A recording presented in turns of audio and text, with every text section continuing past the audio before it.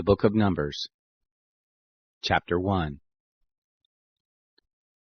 The Lord spoke to Moses in the wilderness of Sinai in the tent of meeting, on the first day of the 2nd month, in the 2nd year after they had come out of the land of Egypt, saying, Take a census of all the congregation of the children of Israel, by their families, by their fathers' houses, according to the number of the names, every male, one by one, from 20 years old and upward, all who are able to go out to war in Israel.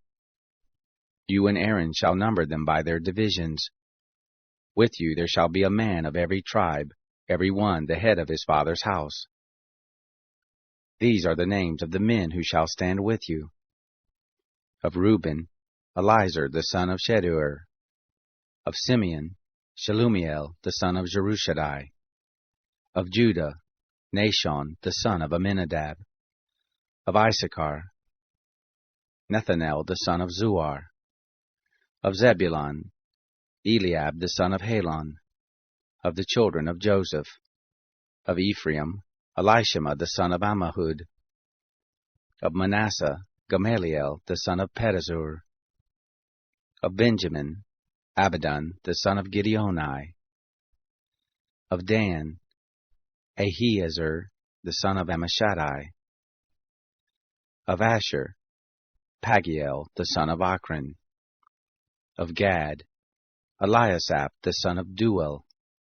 Of Naphtali, Ahira the son of Enan. These are those who were called of the congregation, the princes of the tribes of their fathers. They were the heads of the thousands of Israel. Moses and Aaron took these men who are mentioned by name. They assembled all the congregation together on the first day of the 2nd month, and they declared their ancestry by their families, by their fathers' houses, according to the number of the names, from 20 years old and upward, one by one. As the Lord commanded Moses, so he numbered them in the wilderness of Sinai.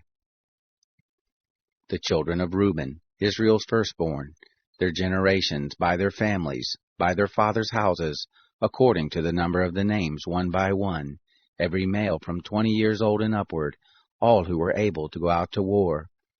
Those who were numbered of them, of the tribe of Reuben, were 46,500. Of the children of Simeon, their generations by their families, by their fathers' houses, those who were numbered of it, according to the number of the names, one by one, every male from 20 years old and upward, all who were able to go out to war. Those who were numbered of them, of the tribe of Simeon, were 59,300.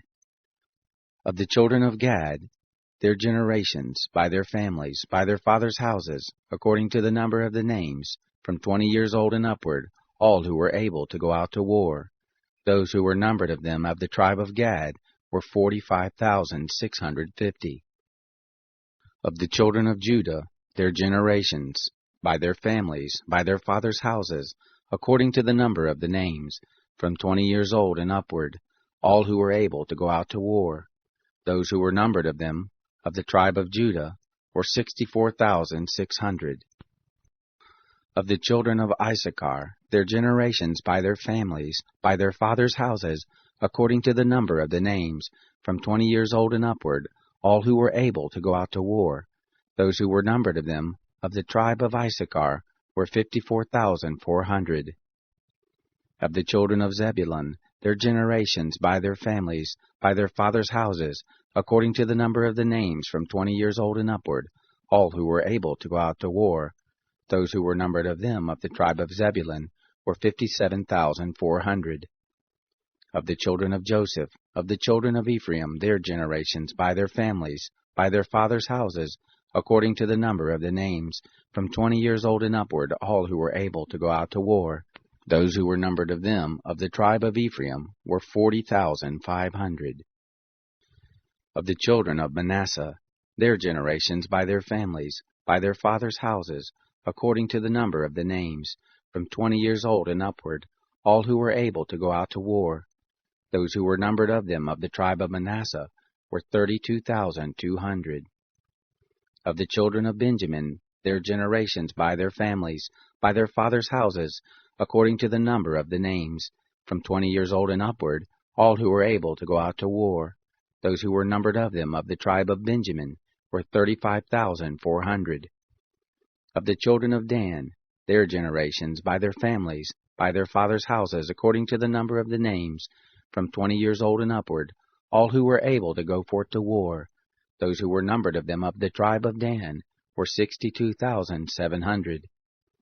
Of the children of Asher, their generations, by their families, by their fathers' houses, according to the number of the names, from 20 years old and upward, all who were able to go forth to war.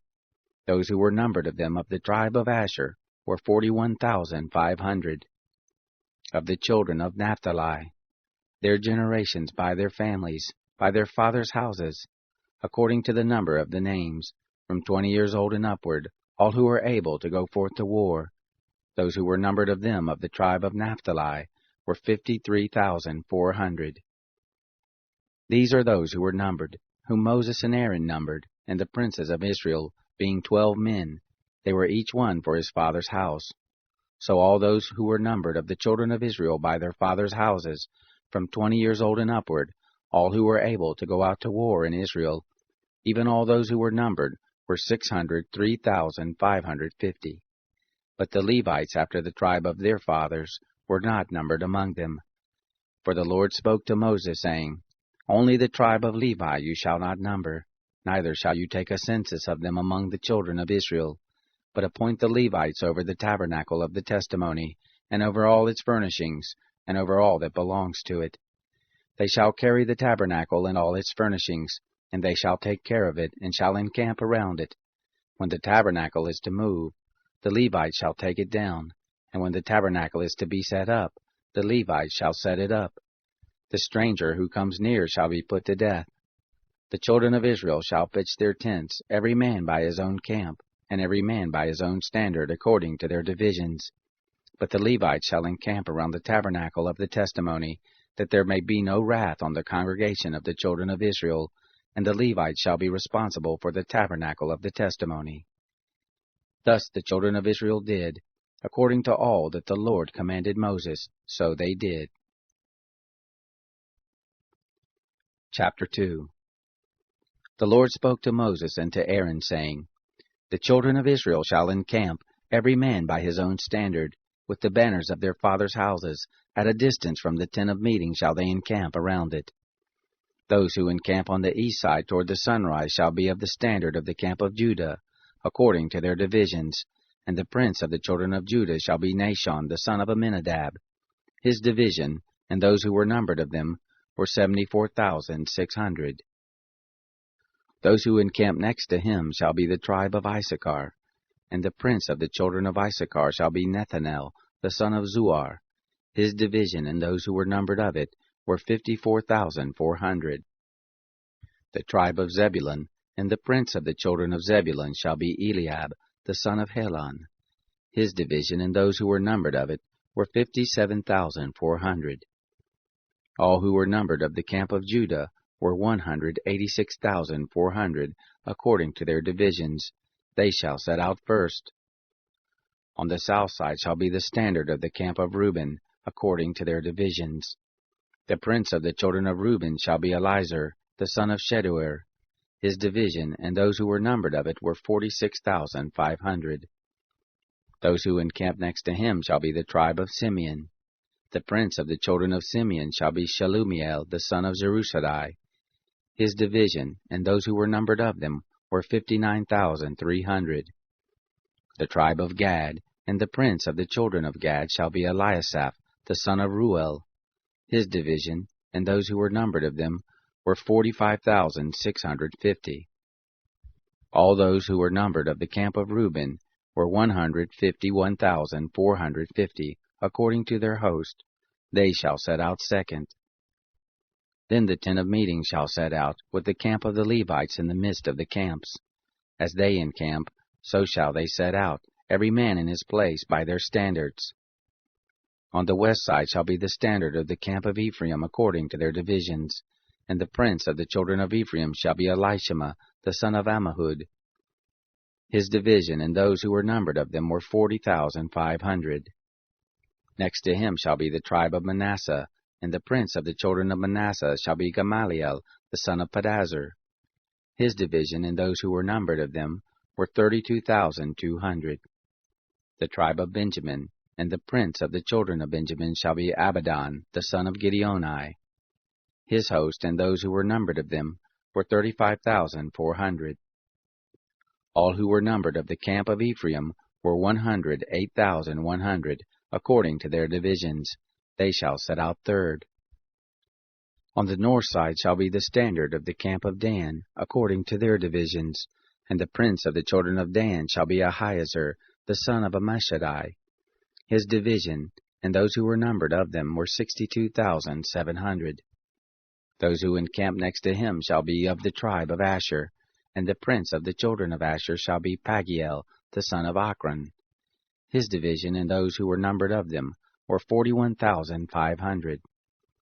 The tribe of Naphtali, and the prince of the children of Naphtali, shall be Ahira, the son of Enan. His division, and those who were numbered of them, were 53,400. All who were numbered of the camp of Dan were 157,600. They shall set out last by their standards. These are those who were numbered of the children of Israel by their fathers' houses. All who were numbered of the camps according to their host were 603,550. But the Levites were not numbered among the children of Israel, as the Lord commanded Moses. Thus the children of Israel did, according to all the Lord commanded Moses, so they encamped by their standards, and so they set out, every one by their families, according to their fathers' houses. Chapter 3.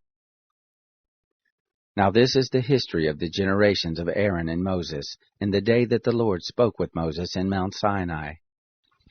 These are the names of the sons of Aaron: Nadab the firstborn, and Abihu, Eleazar and Ithamar. These are the names of the sons of Aaron, the priests who were anointed, whom he consecrated to minister in the priest office. Nadab and Abihu died before the Lord, when they offered strange fire before the Lord in the wilderness of Sinai, and they had no children. Eleazar and Ithamar ministered in the priest office in the presence of Aaron their father. The Lord spoke to Moses, saying, Bring the tribe of Levi near, and set them before Aaron the priest, that they may minister to him. They shall keep his charge, and the charge of the whole congregation before the tent of meeting, to do the service of the tabernacle. They shall keep all the furnishings of the tent of meeting, and the obligations of the children of Israel, to do the service of the tabernacle. You shall give the Levites to Aaron and to his sons. They are wholly given to him on behalf of the children of Israel. You shall appoint Aaron and his sons, and they shall keep their priesthood. The stranger who comes near shall be put to death. The Lord spoke to Moses, saying, Behold, I have taken the Levites from among the children of Israel, instead of all the firstborn who opened the womb among the children of Israel, and the Levites shall be mine, for all the firstborn are mine.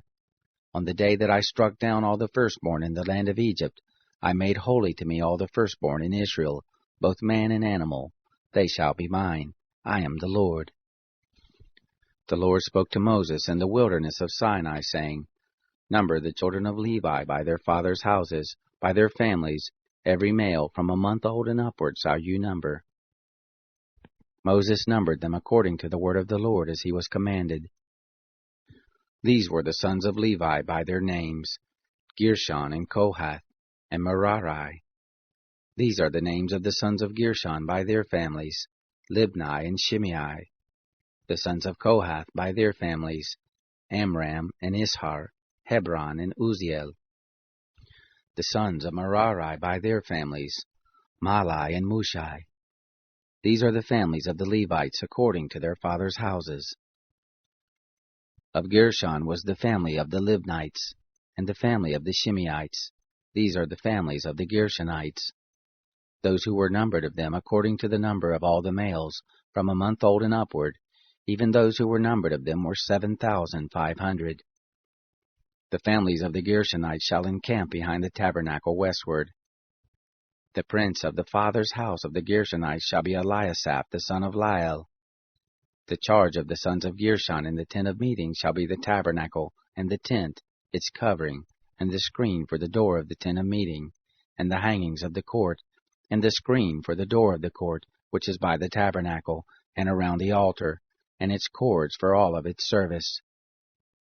Of Kohath was the family of the Amrites, and the family of the Isharites, and the family of the Hebronites, and the family of the Uzzielites. These are the families of the Kohathites. According to the number of all the males, from a month old and upward, there were 8,600, keeping the charge of the sanctuary. The families of the sons of Kohath shall encamp on the south side of the tabernacle. The prince of the fathers' houses of the families of the Kohathites shall be Elisaphan, the son of Uziel. Their charge shall be the ark, the table, the lampstand, the altars, the vessels of the sanctuary with which they minister, and the screen and all its service. Eleazar the son of Aaron the priest shall be the prince of the princes of the Levites, with the oversight of those who keep the charge of the sanctuary. Of Merari was the family of the Mahlites, and the family of the Mushites. These are the families of Merari. Those who were numbered of them, according to the number of all the males, from a month old and upward, were 6,200. The prince of the fathers' houses of the families of Merari was Zuriel, the son of Abihail. They shall encamp on the north side of the tabernacle. The appointed charge of the sons of Merari shall be the tabernacle's boards, its bars, its pillars, its sockets, all its instruments, all its service, the pillars of the court around it, their sockets, their pins, and their cords. Those who encamp before the tabernacle eastward, in front of the tent of meeting toward the sunrise, shall be Moses and Aaron and his sons, keeping the charge of the sanctuary for the charge of the children of Israel. The stranger who comes near shall be put to death. All who were numbered of the Levites, whom Moses and Aaron numbered at the commandment of the Lord by their families, all the males from a month old and upward, were 22,000. The Lord said to Moses, Number all the firstborn males of the children of Israel from a month old and upward, and take the number of their names.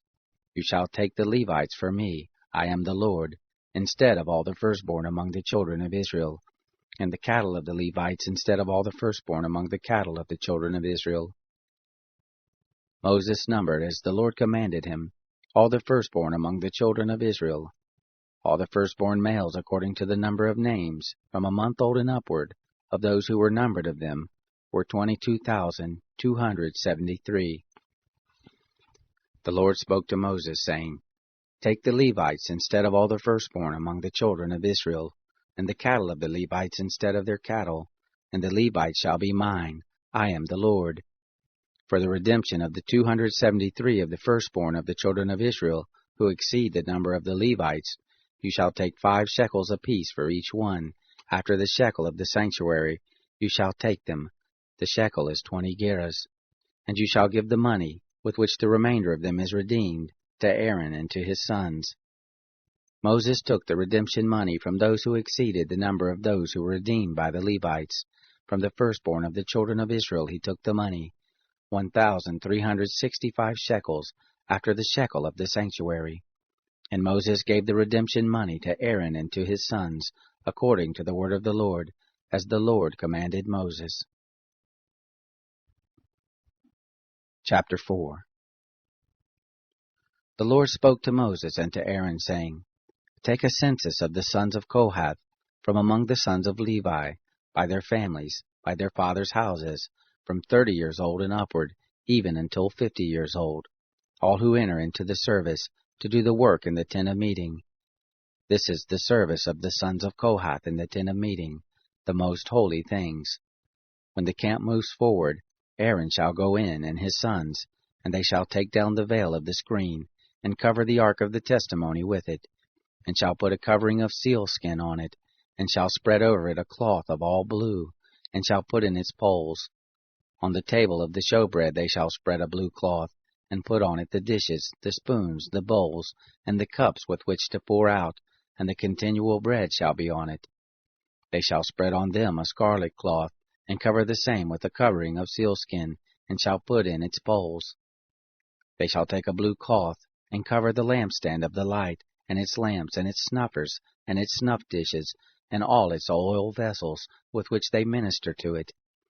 They shall put it and all its vessels with a covering of sealskin, and shall put it on the frame.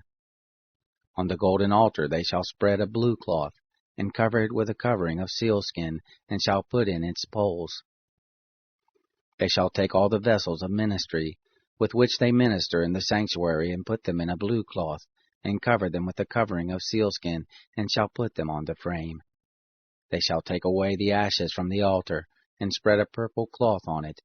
They shall put on it all its vessels, with which they minister about it, the fire pans, the flesh hooks, the shovels, and the basins, all the vessels of the altar, and they shall spread on it a covering of sealskin, and put in its poles. When Aaron and his sons have finished covering the sanctuary, and all the furniture of the sanctuary, as the camp moves forward, after that the sons of Kohath shall come to carry it, but they shall not touch the sanctuary, lest they die. These things are the burden of the sons of Kohath in the tent of meeting.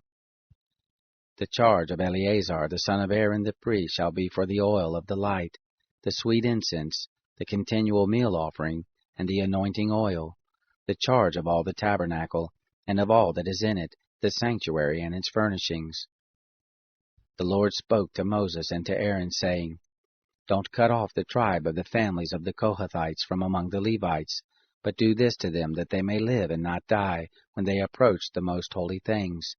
Aaron and his sons shall go in, and appoint them every one to his service and his burden, but they shall not go in to see the sanctuary even for a moment, lest they die. The Lord spoke to Moses, saying, Take a census of the sons of Gershon also, by their fathers' houses, by their families. From 30 years old and upward until 50 years old shall you number them, all who enter in to wait on the service, to do the work in the tent of meeting. This is the service of the families of the Gershonites, in serving and in bearing burdens. They shall carry the curtains of the tabernacle, and the tent of meeting, its covering, and the covering of sealskin that is above on it, and the screen for the door of the tent of meeting, and the hangings of the court, and the screen for the door of the gate of the court, which is by the tabernacle and around the altar, and their cords, and all the instruments of their service, and whatever shall be done with them. Therein shall they serve. At the commandment of Aaron and his sons shall be all the service of the sons of the Gershonites, and all their burden, and in all their service, and you shall appoint to them in charge all their burden. This is the service of the families of the sons of the Gershonites in the tent of meeting, and their charge shall be under the hand of Ithamar, the son of Aaron the priest. As for the sons of Merari, you shall number them by their families, by their fathers' houses. From 30 years old and upward, even to 50 years old, shall you number them, every one who enters on the service, to do the work of the tent of meeting. This is the charge of their burden, according to all their service in the tent of meeting. The tabernacle's boards, its bars, its pillars, its sockets, and the pillars of the court around it, and their sockets, and their pins, and their cords, with all their instruments, and with all their service. And by name shall you appoint the instruments of the charge of their burden. This is the service of the families of the sons of Merari, according to all their service, in the tent of meeting, under the hand of Ithamar the son of Aaron the priest. Moses and Aaron and the princes of the congregation numbered the sons of the Kohathites by their families and by their fathers' houses, from 30 years old and upward, even to 50 years old, every one who entered into the service, for work in the tent of meeting. Those who were numbered of them by their families were 2,750. These are those who were numbered of the families of the Kohathites, all who served in the tent of meeting, whom Moses and Aaron numbered, according to the commandment of the Lord by Moses. Those who were numbered of the sons of Gershon, their families and by their fathers' houses, from 30 years old and upward, even to 50 years old, every one who entered into the service, for the work in the tent of meeting, even those who were numbered of them, by their families, by their fathers' houses, were 2,630. These are those who were numbered of the families of the son of Gershon, all who served in the tent of meeting, whom Moses and Aaron numbered according to the commandment of the Lord. Those who were numbered of the families of the sons of Merari, by their families, by their fathers' houses, from 30 years old and upward, even to 50 years old, every one who entered into the service, for the work in the tent of meeting, even those who were numbered of them by their families, were 3,200. These are those who were numbered of the families of the sons of Merari, whom Moses and Aaron numbered according to the commandment of the Lord by Moses. All those who were numbered of the Levites, whom Moses and Aaron and the princes of Israel numbered by their families and by their fathers' houses, from 30 years old and upward even to 50 years old, every one who entered in to do the work of service and the work of bearing burdens in the tent of meeting, even those who were numbered of them were 8,580. According to the commandment of the Lord they were numbered by Moses, every one according to his service and according to his burden. Thus were they numbered by him, as the Lord commanded Moses. Chapter 5. The Lord spoke to Moses, saying, Command the children of Israel that they put out of the camp every leper, and every one who has an issue, and whoever is unclean by the dead. Both male and female shall you put out.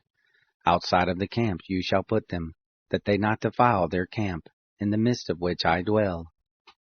The children of Israel did so, and put them outside of the camp. As the Lord spoke to Moses, so did the children of Israel.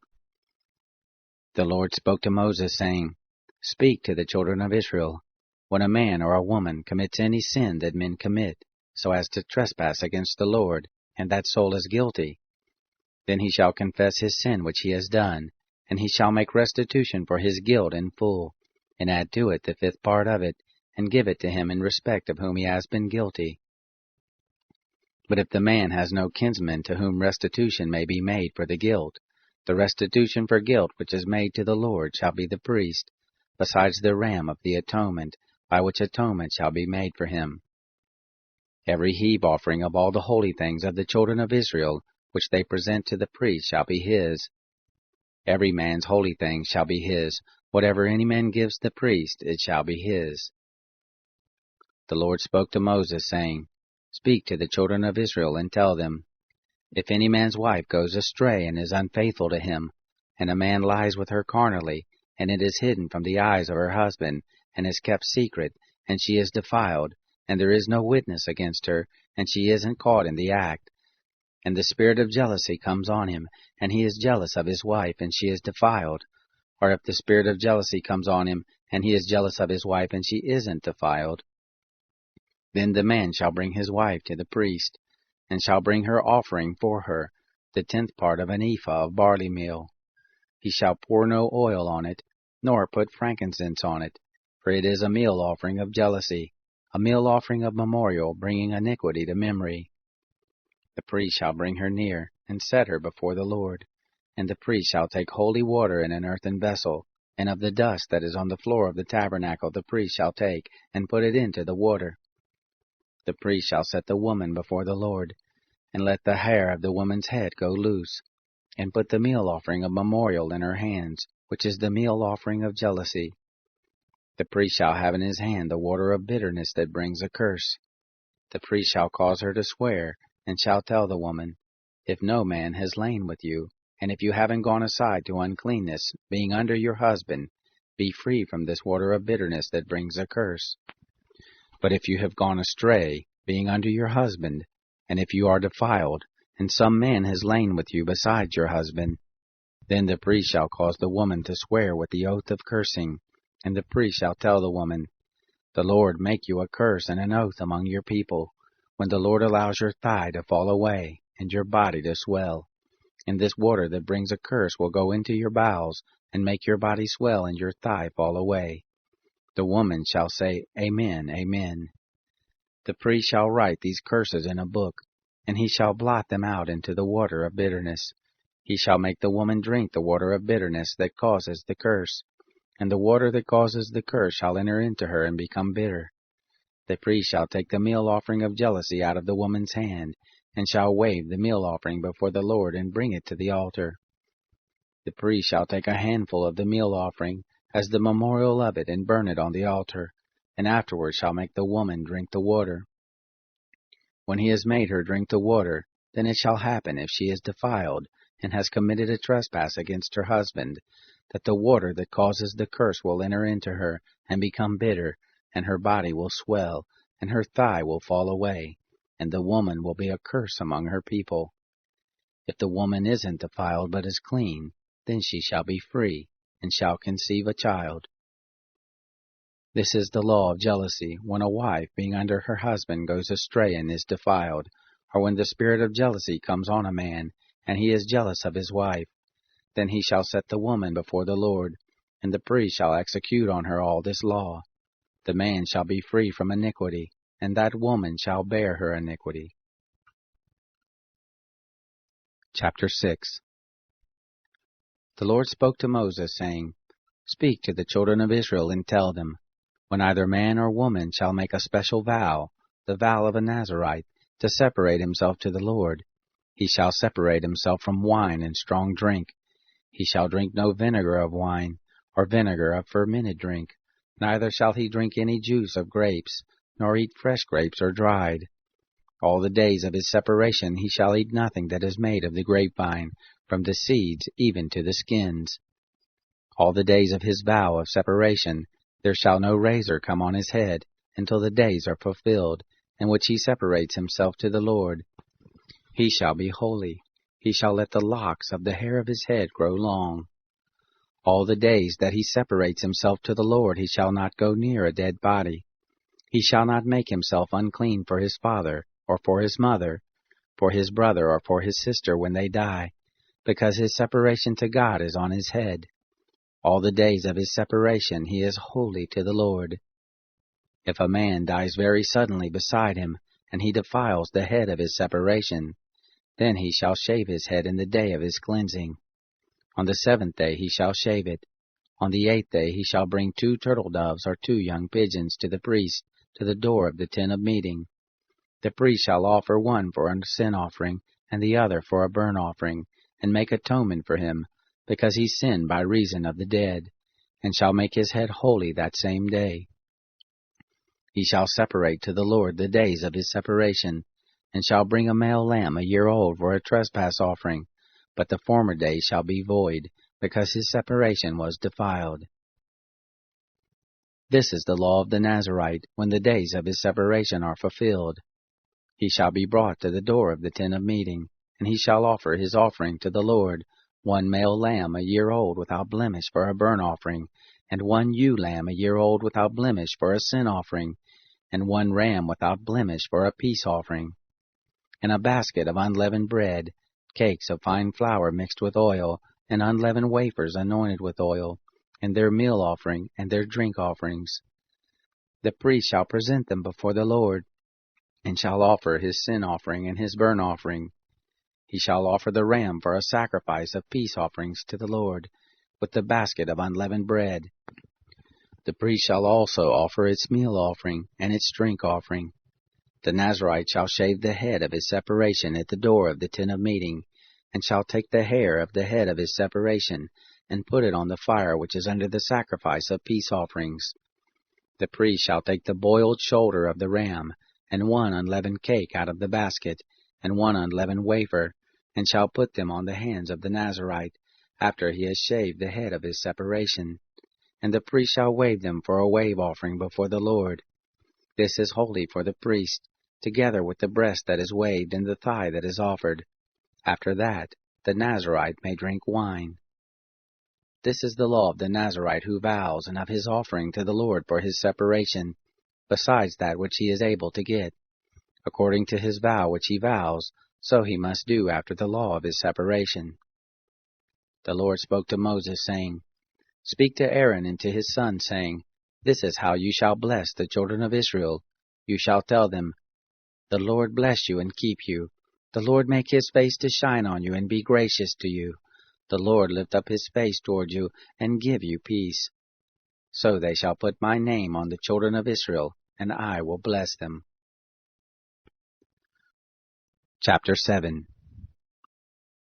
It happened on the day that Moses had finished setting up the tabernacle and had anointed it, and sanctified it, with all its furniture, and the altar with all its vessels, and had anointed and sanctified them, that the princes of Israel, the heads of their father's house, offered. These were the princes of the tribes. These are they who were over those who were numbered, and they brought their offerings before the Lord. 6 covered wagons, and 12 oxen, a wagon for every 2 of the princes, and for each one an ox, and they presented them before the tabernacle. The Lord spoke to Moses, saying, Accept these from them, that they may be used in doing the service of the tent of meeting, and you shall give them to the Levites, to every man according to his service. Moses took the wagons and the oxen and gave them to the Levites. He gave 2 wagons and 4 oxen to the sons of Gershon, according to their service. And he gave 4 wagons and 8 oxen to the sons of Merari, according to their service, under the direction of Ithamar the son of Aaron the priest. But to the sons of Kohath he gave none, because the service of the sanctuary belonged to them. They carried it on their shoulders. The princes gave offerings for the dedication of the altar, and the day that it was anointed. Even the princes gave their offerings before the altar. The Lord said to Moses, They shall offer their offering, each prince on his day, for the dedication of the altar. He who offered his offering for the first day was Nahshon the son of Amminadab, of the tribe of Judah, and his offering was 1 silver platter, the weight of which was 130 shekels, 1 silver bowl of 70 shekels after the shekel of the sanctuary, both of them full of fine flour mixed with oil for a meal offering, 1 golden ladle of 10 shekels, full of incense, 1 young bull, 1 ram, 1 male lamb a year old for a burnt offering, 1 male goat for a sin offering, and for the sacrifice of peace offerings, 2 oxen, 5 rams, 5 male goats, and 5 male lambs a year old. This was the offering of Nahshon the son of Amminadab. On the 2nd day Nethanel the son of Zuar, the prince of Issachar, gave his offering. He offered for his offering 1 silver platter, the weight of which was 130 shekels, 1 silver bowl of 70 shekels after the shekel of the sanctuary, both of them full of fine flour mixed with oil for a meal offering, 1 golden ladle of 10 shekels full of incense, 1 young bull, 1 ram, 1 male lamb a year old for a burnt offering, 1 male goat for a sin offering, and for the sacrifice of peace offerings, 2 oxen, 5 rams, 5 male goats, 5 male lambs a year old. This was the offering of Nethanel the son of Zuar. On the 3rd day, Eliab the son of Helon, prince of the children of Zebulun, gave his offering, 1 silver platter, the weight of which was 130 shekels, 1 silver bowl of 70 shekels after the shekel of the sanctuary, both of them full of fine flour mixed with oil for a meal offering, 1 golden ladle of 10 shekels full of incense, 1 young bull, 1 ram, 1 male lamb a year old for a burnt offering, 1 male goat for a sin offering, and for the sacrifice of peace offerings, 2 oxen, 5 rams, 5 male goats, and 5 male lambs a year old. This was the offering of Eliab the son of Helon. On the 4th day, Elizur the son of Sheduer, prince of the children of Reuben, gave his offering, 1 silver platter, the weight of which was 130 shekels, 1 silver bowl of 70 shekels after the shekel of the sanctuary, both of them full of fine flour mixed with oil for a meal offering, 1 golden ladle of 10 shekels full of incense, 1 young bull, 1 ram, 1 male lamb a year old for a burnt offering, 1 male goat for a sin offering, and for the sacrifice of peace offerings, 2 oxen, 5 rams, 5 male goats, and 5 male lambs a year old. This was the offering of Elizur the son of Sheduer. On the 5th day, Shelumiel the son of Jerushadai, prince of the children of Simeon, gave his offering, 1 silver platter, the weight of which was 130 shekels, 1 silver bowl of 70 shekels after the shekel of the sanctuary, both of them full of fine flour mixed with oil for a meal offering, 1 golden ladle of 10 shekels full of incense, 1 young bull, 1 ram, 1 male lamb a year old for a burnt offering, 1 male goat for a sin offering, and for the sacrifice of peace offerings, 2 oxen, 5 rams, 5 male goats, and 5 male lambs a year old. This was the offering of Shelumiel the son of Zerushadai.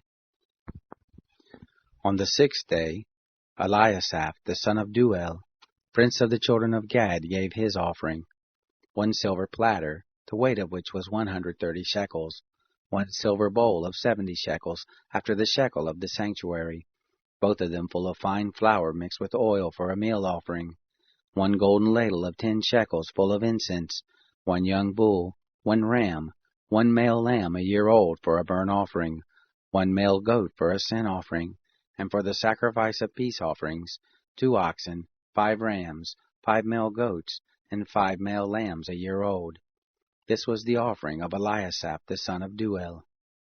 On the 7th day, Elishama the son of Ammihud, prince of the children of Ephraim, gave his offering, 1 silver platter, the weight of which was 130 shekels, 1 silver bowl of 70 shekels, after the shekel of the sanctuary, both of them full of fine flour mixed with oil for a meal offering, 1 golden ladle of 10 shekels, full of incense, 1 young bull, 1 ram, 1 male lamb a year old for a burnt offering, 1 male goat for a sin offering, and for the sacrifice of peace offerings, 2 oxen, 5 rams, 5 male goats, and 5 male lambs a year old.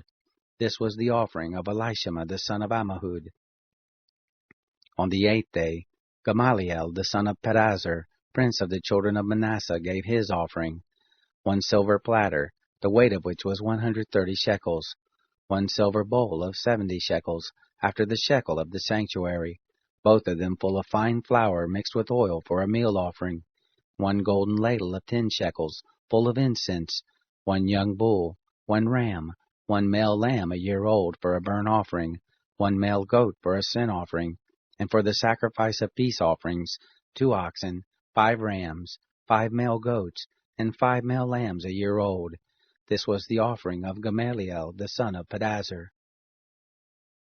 On the 9th day, Abidan the son of Gideoni, prince of the children of Benjamin, gave his offering, 1 silver platter, the weight of which was 130 shekels, 1 silver bowl of 70 shekels, after the shekel of the sanctuary, both of them full of fine flour mixed with oil for a meal offering, 1 golden ladle of 10 shekels, full of incense, 1 young bull, 1 ram, 1 male lamb a year old for a burnt offering, 1 male goat for a sin offering, and for the sacrifice of peace offerings, 2 oxen, 5 rams, 5 male goats, and 5 male lambs a year old.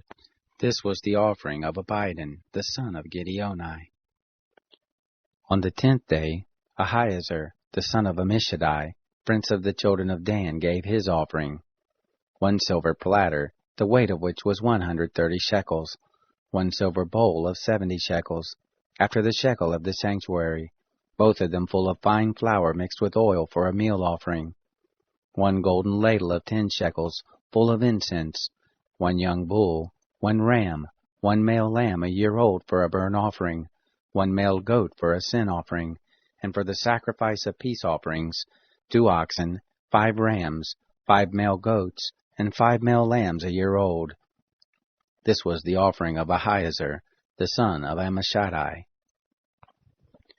On the 11th day, Pagiel the son of Ochran, prince of the children of Asher, gave his offering, 1 silver platter, the weight of which was 130 shekels, 1 silver bowl of 70 shekels, after the shekel of the sanctuary, both of them full of fine flour mixed with oil for a meal offering, 1 golden ladle of 10 shekels, full of incense, 1 young bull, 1 ram, 1 male lamb a year old for a burnt offering, 1 male goat for a sin offering, and for the sacrifice of peace offerings, 2 oxen, 5 rams, 5 male goats, and 5 male lambs a year old. This was the offering of Pagiel the son of Ochran. On the 12th day, Ahira the son of Enan, the prince of the children of Naphtali, gave his offering, 1 silver platter, the weight of which was 130 shekels, 1 silver bowl of 70 shekels, after the shekel of the sanctuary, both of them full of fine flour mixed with oil for a meal offering, 1 golden spoon of 10 shekels, full of incense, 1 young bull, 1 ram, 1 male lamb a year old for a burnt offering, 1 male goat for a sin offering, and for the sacrifice of peace offerings, 2 oxen, 5 rams, 5 male goats, and 5 male lambs a year old. This was the offering of Ahira the son of Enan. This was the dedication of the altar, on the day when it was anointed, by the princes of Israel, 12 silver platters, 12 silver bowls, 12 golden ladles, each silver platter weighing 130 shekels, and each bowl 70. All the silver of the vessels, 2,400 shekels, after the shekel of the sanctuary. The 12 golden ladles full of incense, weighing 10 shekels apiece, after the shekel of the sanctuary. All the gold of the ladles weighed 120 shekels. All the oxen for the burnt offering, 12 bulls, the rams 12, the male lambs a year old 12, and their meal offering, and the male goats for a sin offering 12. And all the oxen for the sacrifice of peace offerings, 24 bulls, the rams 60, the male goats 60, the male lambs a year old 60. This was the dedication of the altar after it was anointed. When Moses went into the tent of meeting to speak with the Lord, he heard his voice speaking to him from above the mercy seat that was on the ark of the testimony, from between the 2 cherubim, and he spoke to him. Chapter 8. The Lord spoke to Moses, saying, Speak to Aaron and tell him, When you light the lamps, the 7 lamps shall give light in front of the lampstand. Aaron did so. He lit its lamps to light the area in front of the lampstand, as the Lord commanded Moses. This was the workmanship of the lampstand, beaten work of gold. From its base to its flowers it was beaten work, according to the pattern which the Lord had showed Moses, so he made the lampstand. The Lord spoke to Moses, saying, Take the Levites from among the children of Israel and cleanse them. Thus shall you do to them to cleanse them. Sprinkle the water of cleansing on them. Let them shave their whole bodies with a razor, and let them wash their clothes and cleanse themselves. Then let them take a young bull, and its meal offering, fine flour mixed with oil, and another young bull you shall take for a sin offering. You shall present the Levites before the tent of meeting. You shall assemble the whole congregation of the children of Israel. You shall present the Levites before the Lord. The children of Israel shall lay their hands on the Levites, and Aaron shall offer the Levites before the Lord for a wave offering, on behalf of the children of Israel, that it may be theirs to do the service of the Lord. The Levites shall lay their hands on the heads of the bulls, and you shall offer the one for a sin offering, and the other for a burnt offering to the Lord, to make atonement for the Levites. You shall set the Levites before Aaron and before his sons, and offer them as a wave offering to the Lord. Thus you shall separate the Levites from among the children of Israel, and the Levites shall be mine. After that, the Levites shall go in to do the service of the tent of meeting, and you shall cleanse them, and offer them as a wave offering. For they are wholly given to me from among the children of Israel, instead of all who opened the womb, even the firstborn of all the children of Israel, I have taken them to me. For all the firstborn among the children of Israel are mine, both man and animal. On the day that I struck all the firstborn in the land of Egypt, I sanctified them for myself. I have taken the Levites instead of all the firstborn among the children of Israel. I have given the Levites as a gift to Aaron, and to his sons from among the children of Israel, to do the service of the children of Israel in the tent of meeting, and to make atonement for the children of Israel, that there be no plague among the children of Israel, when the children of Israel come near to the sanctuary. Thus did Moses, and Aaron, and all the congregation of the children of Israel do to the Levites, according to all that the Lord commanded Moses concerning the Levites, so the children of Israel did to them.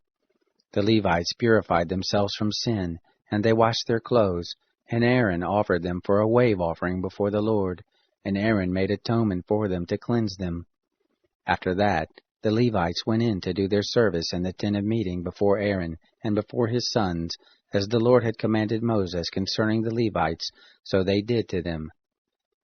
The Lord spoke to Moses, saying, This is that which belongs to the Levites. From 25 years old and upward they shall go in to wait on the service and the work of the tent of meeting.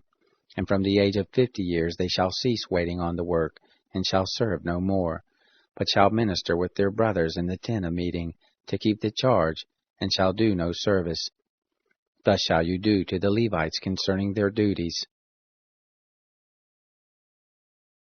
Chapter 9. The Lord spoke to Moses in the wilderness of Sinai, in the first month of the 2nd year after they had come out of the land of Egypt, saying, Moreover, let the children of Israel keep the Passover in its appointed season. On the 14th day of this month at evening you shall keep it in its appointed season, according to all its statutes, and according to all its ordinances you shall keep it. Moses spoke to the children of Israel that they should keep the Passover. They kept the Passover in the 1st month, on the 14th day of the month, at the evening, in the wilderness of Sinai, according to all that the Lord commanded Moses, so the children of Israel did. There were certain men who were unclean because of the dead body of a man, so that they could not keep the Passover on that day, and they came before Moses and before Aaron on that day. Those men said to him, We are unclean because of the dead body of a man. Why are we kept back that we may not offer the offering of the Lord in its appointed season among the children of Israel? Moses answered them, Wait, that I may hear what the Lord will command concerning you. The Lord spoke to Moses, saying, Say to the children of Israel, If any man of you or of your generations is unclean by reason of a dead body, or is on a journey far away, he shall still keep the Passover to the Lord. In the 2nd month, on the 14th day at evening, they shall keep it. They shall eat it with unleavened bread and bitter herbs. They shall leave none of it until the morning, nor break a bone of it. According to all the statute of the Passover they shall keep it. But the man who is clean, and is not on a journey, and fails to keep the Passover, that soul shall be cut off from its people, because he didn't offer the offering of the Lord in its appointed season. That man shall bear his sin. If a foreigner lives among you, and desires to keep the Passover to the Lord, according to the statute of the Passover and according to its ordinance, so shall he do. You shall have one statute, both for the foreigner and for him who is born in the land. On the day that the tabernacle was raised up, the cloud covered the tabernacle, even the tent of the testimony, and at evening it was over the tabernacle as it were the appearance of fire until morning. So it was continually. The cloud covered it, and the appearance of fire by night. Whenever the cloud was taken up from over the tent, then after that the children of Israel traveled, and in the place where the cloud remained, there the children of Israel encamped. At the commandment of the Lord the children of Israel traveled, and at the commandment of the Lord they encamped. As long as the cloud remained on the tabernacle, they remained encamped. When the cloud stayed on the tabernacle many days, then the children of Israel kept the charge of the Lord, and didn't travel. Sometimes the cloud was a few days on the tabernacle. Then according to the commandment of the Lord they remained encamped, and according to the commandment of the Lord they traveled. Sometimes the cloud was from evening until morning, and when the cloud was taken up in the morning they traveled, or by day and by night, when the cloud was taken up they traveled. Whether it was 2 days, or a month, or a year that the cloud stayed on the tabernacle, remaining on it, the children of Israel remained encamped and didn't travel. But when it was taken up, they traveled. At the commandment of the Lord they encamped, and at the commandment of the Lord they traveled. They kept the charge of the Lord, at the commandment of the Lord by Moses. Chapter 10. The Lord spoke to Moses, saying, Make 2 trumpets of silver, of beaten work shall you make them, and you shall use them for the calling of the congregation, and for the journeying of the camps. When they shall blow them, all the congregation shall gather themselves to you at the door of the tent of meeting. If they blow but one, then the princes, the heads of the thousands of Israel, shall gather themselves to you. When you blow an alarm, the camps that lie on the east side shall take their journey. When you blow an alarm the 2nd time, the camps that lie on the south side shall take their journey. They shall blow an alarm for their journeys. But when the assembly is to be gathered together, you shall blow, but you shall not sound an alarm. The sons of Aaron, the priests, shall blow the trumpets, and this shall be to you for a statute forever throughout your generations. When you go to war in your land against the adversary who oppresses you, then you shall sound an alarm with the trumpets, and you shall be remembered before the Lord your God, and you shall be saved from your enemies. Also in the day of your gladness, and in your set feast, and in the beginnings of your months, you shall blow the trumpets over your burnt offerings, and over the sacrifices of your peace offerings, and they shall be to you for a memorial before your God. I am the Lord your God. It happened in the 2nd year, in the 2nd month, on the 20th day of the month, that the cloud was taken up from over the tent of the testimony. The children of Israel set forward according to their journeys out of the wilderness of Sinai, and the cloud abode in the wilderness of Paran. They first took their journey according to the commandment of the Lord by Moses. In the first place, the standard of the camp of the children of Judah set forward, according to their host, and over his host was Nahshon the son of Amminadab.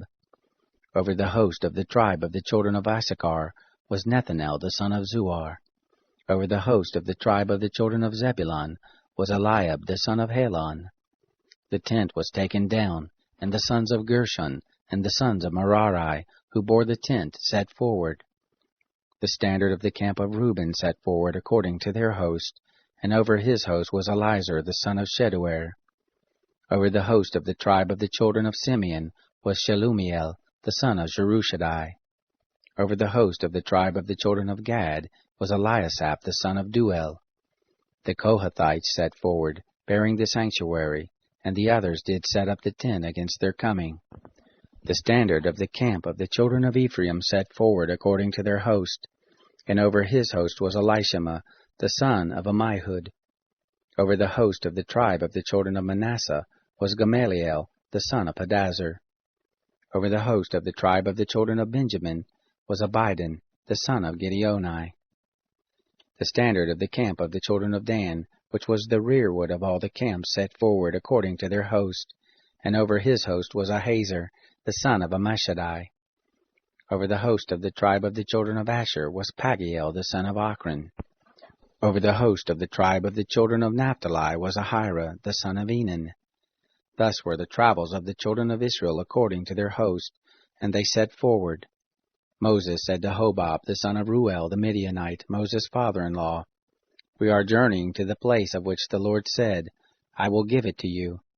Come with us, and we will do you good, for the Lord has spoken good concerning Israel. He said to him, I will not go, but I will depart to my own land and to my relatives.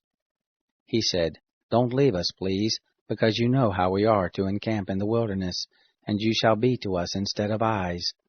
It shall be, if you go with us, yes, it shall be, that whatever good the Lord shall do to us, the same we will do to you. They set forward from the mount of the Lord 3 days' journey, and the ark of the covenant of the Lord went before them 3 days' journey, to seek out a resting place for them.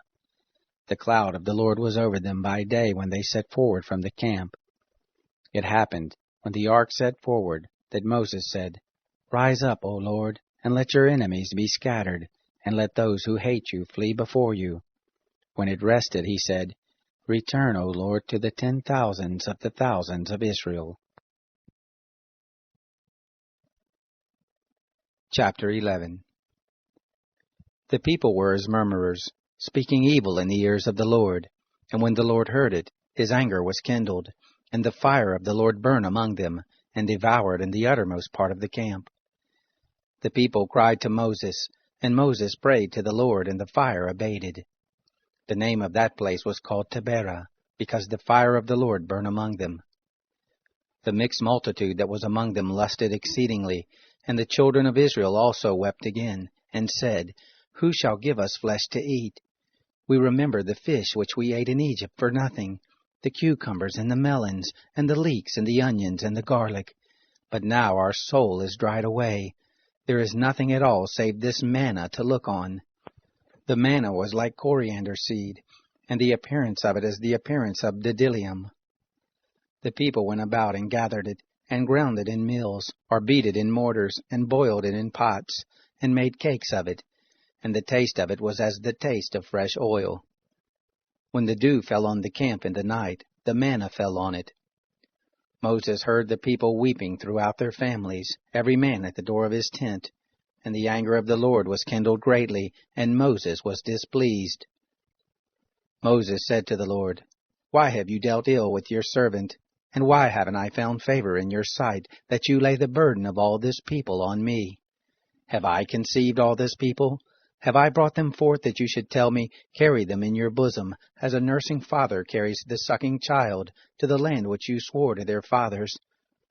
Where should I have flesh to give all this people? For they weep to me, saying, Give us flesh that we may eat. I am not able to bear all this people alone, because it is too heavy for me. If you deal thus with me, please kill me out of hand, if I have found favor in your sight, and let me not see my wretchedness. The Lord said to Moses, Gather to me 70 men of the elders of Israel, whom you know to be elders of the people and officers over them, and bring them to the tent of meeting, that they may stand there with you. I will come down and talk with you there, and I will take of the Spirit which is on you, and will put it on them, and they shall bear the burden of the people with you, that you not bear it yourself alone. Say to the people, Sanctify yourselves against tomorrow, and you shall eat flesh, for you have wept in the ears of the Lord, saying, Who shall give us flesh to eat? For it was well with us in Egypt, therefore the Lord will give you flesh, and you shall eat.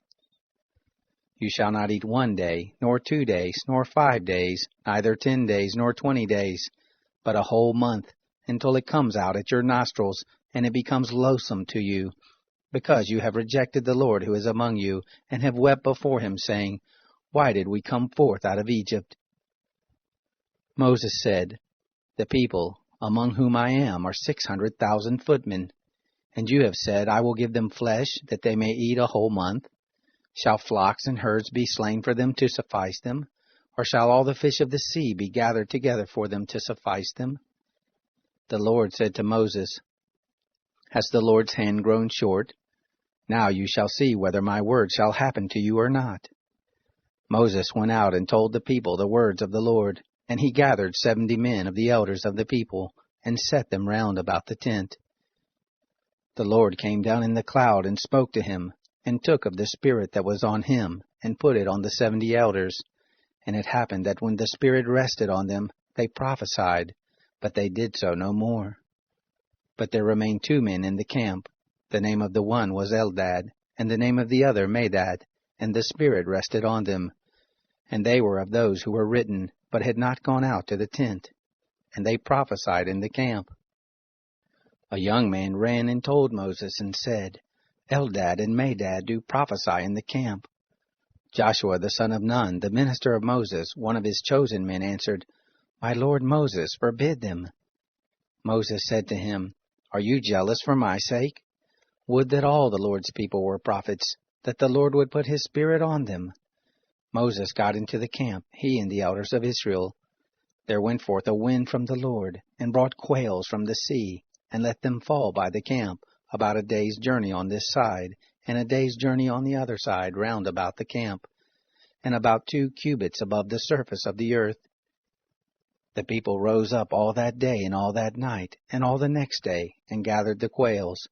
He who gathered least gathered 10 homers, and they spread them all abroad for themselves round about the camp.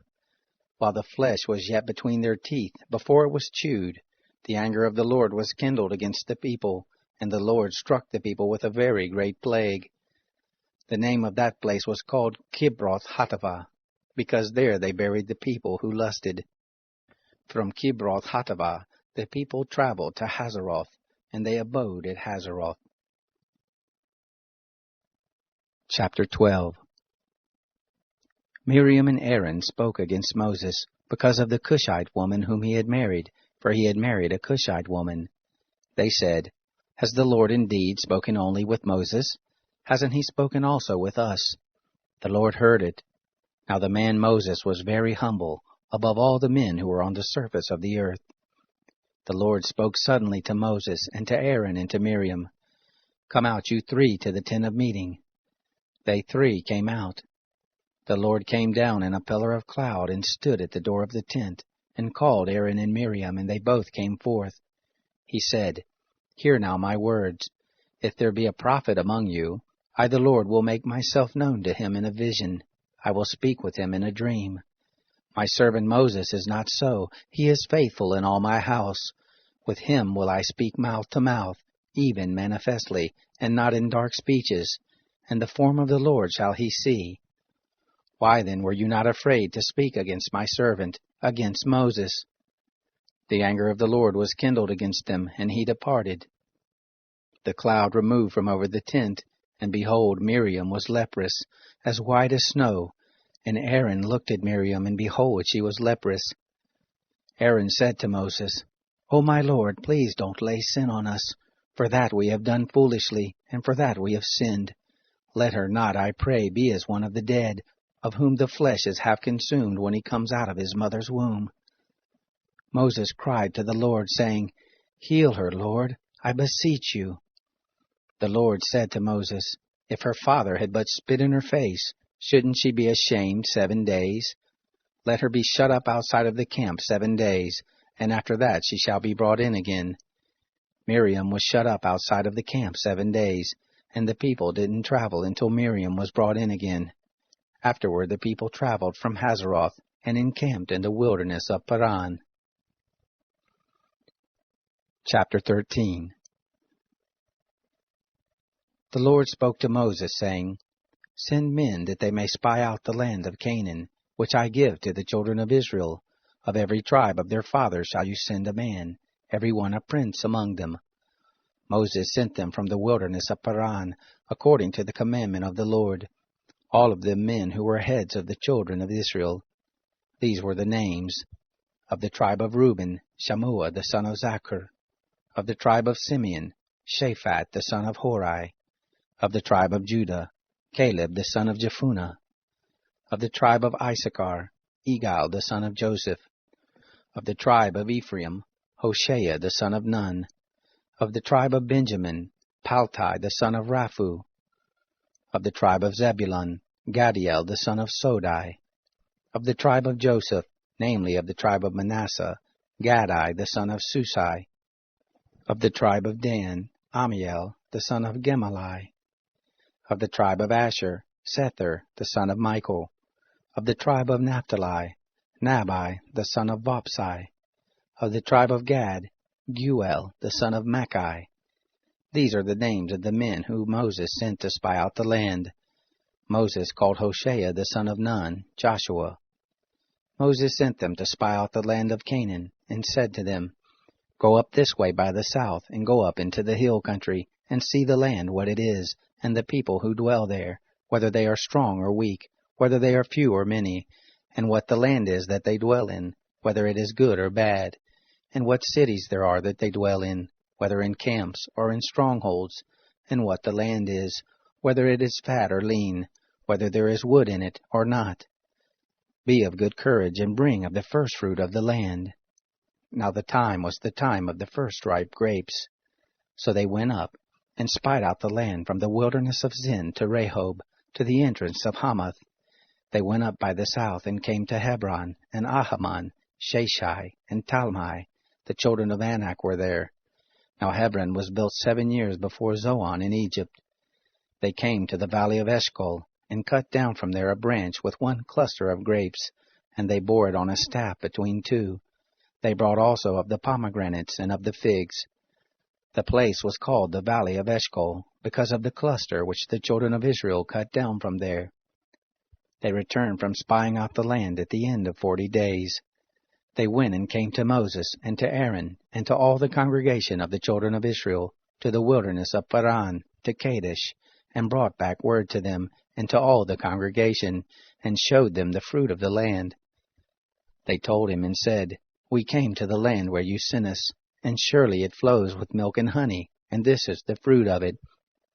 However, the people who dwell in the land are strong, and the cities are fortified and very great.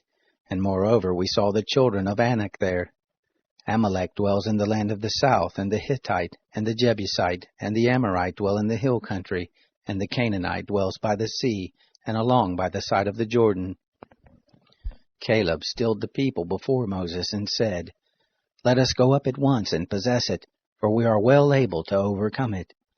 But the men who went up with him said, We aren't able to go up against the people, for they are stronger than we. They brought up an evil report of the land which they had spied out to the children of Israel, saying, The land, through which we have gone to spy it out, is a land that eats up the inhabitants of it, and all the people who we saw in it are men of great stature. There we saw the Nephilim, the sons of Anak, who come of the Nephilim, and we were in our own sight as grasshoppers, and so we were in their sight. Chapter 14. All the congregation lifted up their voice and cried, and the people wept that night. All the children of Israel murmured against Moses and against Aaron, and the whole congregation said to them, Would that we had died in the land of Egypt, or would that we had died in this wilderness. Why does the Lord bring us to this land to fall by the sword? Our wives and our little ones will be a prey. Wouldn't it be better for us to return to Egypt? They said one to another, Let's make a captain, and let us return to Egypt. Then Moses and Aaron fell on their faces before all the assembly of the congregation of the children of Israel. Joshua the son of Nun, and Caleb the son of Jephunneh, who were of those who spied out the land, tore their clothes. And they spoke to all the congregation of the children of Israel, saying, The land which we passed through to spy it out is an exceedingly good land. If the Lord delights in us, then he will bring us into this land and give it to us, a land which flows with milk and honey. Only don't rebel against the Lord, neither fear the people of the land, for they are bread for us. Their defense is removed from over them, and the Lord is with us. Don't fear them. But all the congregation bade stone them with stones. The glory of the Lord appeared in the tent of meeting to all the children of Israel. The Lord said to Moses, How long will this people despise me? And how long will they not believe in me for all the signs which I have worked among them? I will strike them with the pestilence and disinherit them, and will make of you a nation greater and mightier than they. Moses said to the Lord, Then the Egyptians will hear it, for you brought up this people in your might from among them, and they will tell it to the inhabitants of this land. They have heard that you, O Lord, are in the midst of this people. For you, Lord, are seen face to face, and your cloud stands over them, and you go before them in a pillar of cloud by day, and in a pillar of fire by night. Now if you shall kill this people as one man, then the nations which have heard of the fame of you will speak, saying, Because the Lord was not able to bring this people into the land which he swore to them, therefore he has slain them in the wilderness. Now please let the power of the Lord be great, according as you have spoken, saying, The Lord is slow to anger, and abundant in loving kindness, forgiving iniquity and disobedience, and that will by no means clear the guilty, visiting the iniquity of the fathers on the children, and on the third and on the fourth generation. Pardon, please, the iniquity of this people, according to the greatness of your loving kindness, and according as you have forgiven this people from Egypt even until now. The Lord said, I have pardoned according to your word, but in very deed as I live, and as all the earth shall be filled with the glory of the Lord, because all those men who have seen my glory and my signs, which I worked in Egypt and in the wilderness, yet have tempted me these 10 times and have not listened to my voice, surely they shall not see the land which I swore to their fathers, neither shall any of those who despised me see it, but my servant Caleb, because he had another spirit with him, and has followed me fully, him will I bring into the land into which he went, and his seed shall possess it. Now the Amalekite and the Canaanite dwell in the valley. Tomorrow turn and get into the wilderness by the way of the Red Sea. The Lord spoke to Moses and to Aaron, saying, How long shall I bear with this evil congregation that murmur against me? I have heard the murmurings of the children of Israel which they murmur against me. Tell them, As I live, says the Lord, surely as you have spoken in my ears, so will I do to you. Your dead bodies shall fall in this wilderness, and all who were numbered of you, according to your whole number from 20 years old and upward, who have murmured against me, surely you shall not come into the land, concerning which I swore that I would make you dwell therein, save Caleb the son of Jephunneh, and Joshua the son of Nun. But your little ones, that you said should be a prey, them will I bring in, and they shall know the land which you have rejected. But as for you, your dead bodies shall fall in this wilderness. Your children shall be wanderers in the wilderness 40 years, and shall bear your prostitution, until your dead bodies be consumed in the wilderness. After the number of the days in which you spied out the land, even 40 days, for every day a year shall you bear your iniquities, even 40 years, and you shall know my alienation. I, the Lord, have spoken. Surely this will I do to all this evil congregation, who are gathered together against me. In this wilderness they shall be consumed, and there they shall die. The men whom Moses sent out to spy out the land, who returned, and made all the congregation to murmur against him, by bringing up an evil report against the land, even those men who did bring up an evil report of the land, died by the plague before the Lord. But Joshua the son of Nun, and Caleb the son of Jephunneh, remained alive of those men who went to spy out the land. Moses told these words to all the children of Israel, and the people mourned greatly.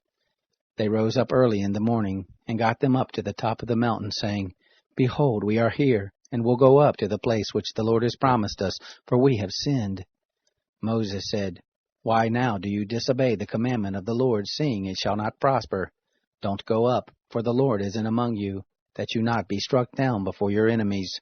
For there the Amalekite and the Canaanite are before you, and you shall fall by the sword, because you are turned back from following the Lord. Therefore the Lord will not be with you." But they presumed to go up to the top of the mountain. Nevertheless, the ark of the covenant of the Lord and Moses didn't depart out of the camp. Then the Amalekite came down, and the Canaanite who lived in that mountain, and struck them, and beat them down even to Hormah. Chapter 15.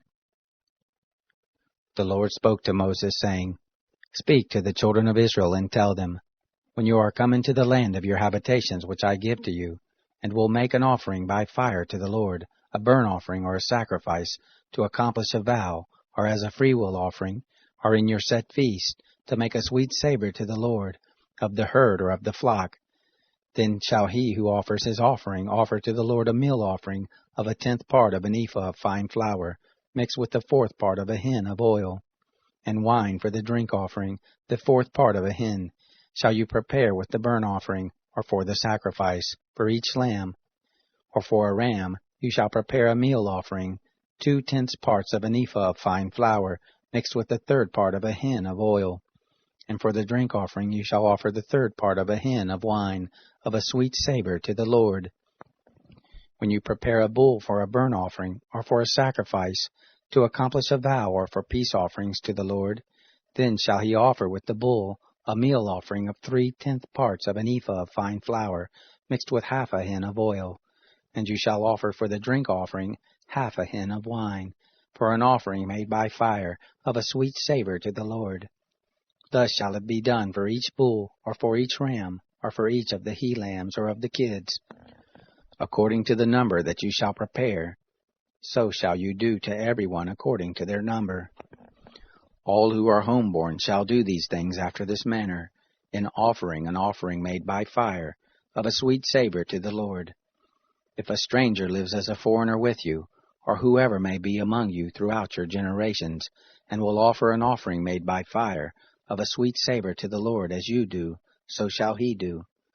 For the assembly there shall be one statute for you, and for the stranger who lives as a foreigner with you, a statute forever throughout your generations. As you are, so shall the foreigner be before the Lord. One law and one ordinance shall be for you, and for the stranger who lives as a foreigner with you." The Lord spoke to Moses, saying, "Speak to the children of Israel, and tell them, when you come into the land where I bring you, then it shall be that when you eat of the bread of the land, you shall offer up a heave offering to the Lord. Of the first of your dough you shall offer up a cake for a heave offering. As the heave offering of the threshing floor, so shall you heave it. Of the first of your dough you shall give to the Lord a heave offering throughout your generations. When you shall err, and not observe all these commandments which the Lord has spoken to Moses, even all that the Lord has commanded you by Moses, from the day that the Lord gave commandment and onward throughout your generations, then it shall be, if it be done unwittingly, without the knowledge of the congregation, that all the congregation shall offer one young bull for a burnt offering, for a sweet savor to the Lord, with the meal offering of it, and the drink offering of it, according to the ordinance, and one male goat for a sin offering. The priest shall make atonement for all the congregation of the children of Israel, and they shall be forgiven, for it was an error, and they have brought their offering, an offering made by fire to the Lord, and their sin offering before the Lord for their error. And all the congregation of the children of Israel shall be forgiven, and the stranger who lives as a foreigner among them, for in respect of all the people it was done unwittingly. If one person sin unwittingly, then he shall offer a female goat a year old for a sin offering. The priest shall make atonement for the soul who errs, when he sins unwittingly before the Lord, to make atonement for him, and he shall be forgiven. You shall have one law for him who does anything unwittingly, for him who is homeborn among the children of Israel, and for the stranger who lives as a foreigner among them. But the soul who does anything with a high hand, whether he is homeborn or a foreigner, the same blasphemes the Lord, and that soul shall be cut off from among his people. because he has despised the word of the Lord, and has broken his commandment, that soul shall be utterly cut off, his iniquity shall be on him. While the children of Israel were in the wilderness, they found a man gathering sticks on the Sabbath day. Those who found him gathering sticks brought him to Moses and Aaron, and to all the congregation. They put him in custody, because it had not been declared what should be done to him. The Lord said to Moses, "The man shall surely be put to death. All the congregation shall stone him with stones outside of the camp." All the congregation brought him outside of the camp, and stoned him to death with stones, as the Lord commanded Moses. The Lord spoke to Moses, saying, "Speak to the children of Israel, and tell them to make fringes in the borders of their garments throughout their generations, and that they put on the fringe of each border a cord of blue. And it shall be to you for a fringe, that you may look on it, and remember all the commandments of the Lord, and do them, and that you do not follow after your own heart and your own eyes, after which you used to play the prostitute, that you may remember and do all my commandments, and be holy to your God. I am the Lord your God, who brought you out of the land of Egypt, to be your God. I am the Lord your God."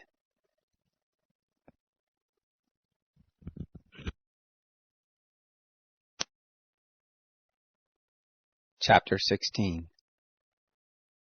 Now Korah, the son of Izhar, the son of Kohath, the son of Levi, with Dathan and Abiram, the sons of Eliab, and On, the son of Peleth, sons of Reuben, took men, and they rose up before Moses, with certain of the children of Israel, 250 princes of the congregation, called to the assembly, men of renown.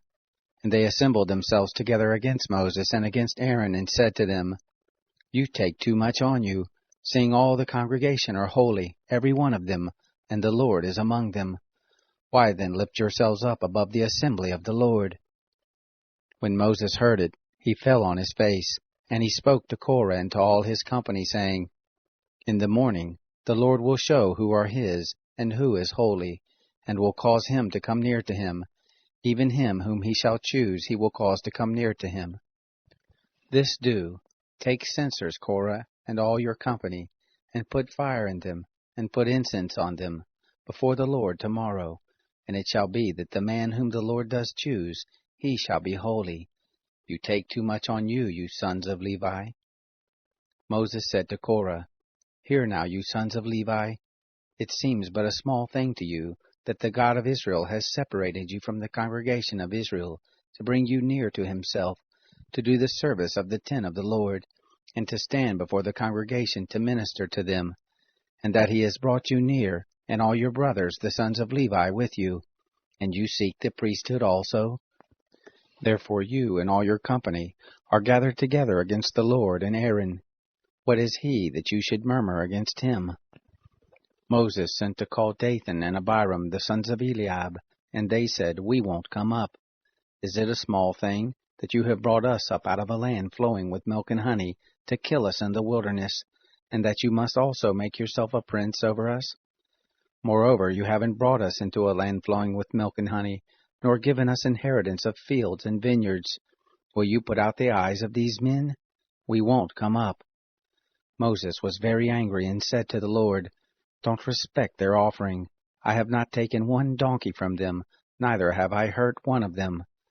Moses said to Korah, "You and all your company go before the Lord, you and they and Aaron tomorrow, and take every man his censer, and put incense on them, and bring them before the Lord, every man his censer, 250 censers, you also, and Aaron, each his censer."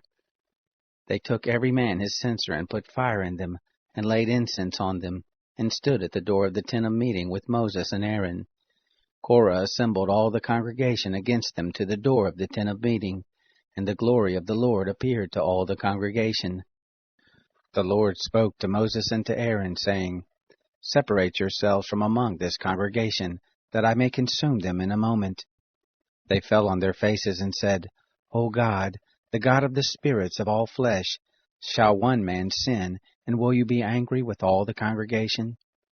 The Lord spoke to Moses, saying, "Speak to the congregation and say, Get away from around the tent of Korah, Dathan, and Abiram." Moses rose up and went to Dathan and Abiram, and the elders of Israel followed him. He spoke to the congregation, saying, Depart, I pray you, from the tents of these wicked men, and touch nothing of theirs, lest you be consumed in all their sins.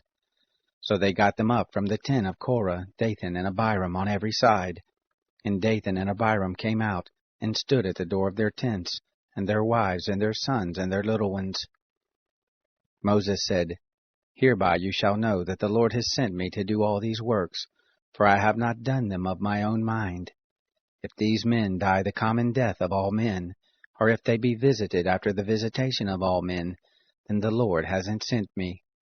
But if the Lord makes a new thing, and the ground opens its mouth, and swallows them up, with all that pertains to them, and they go down alive into Sheol, then you shall understand that these men have despised the Lord.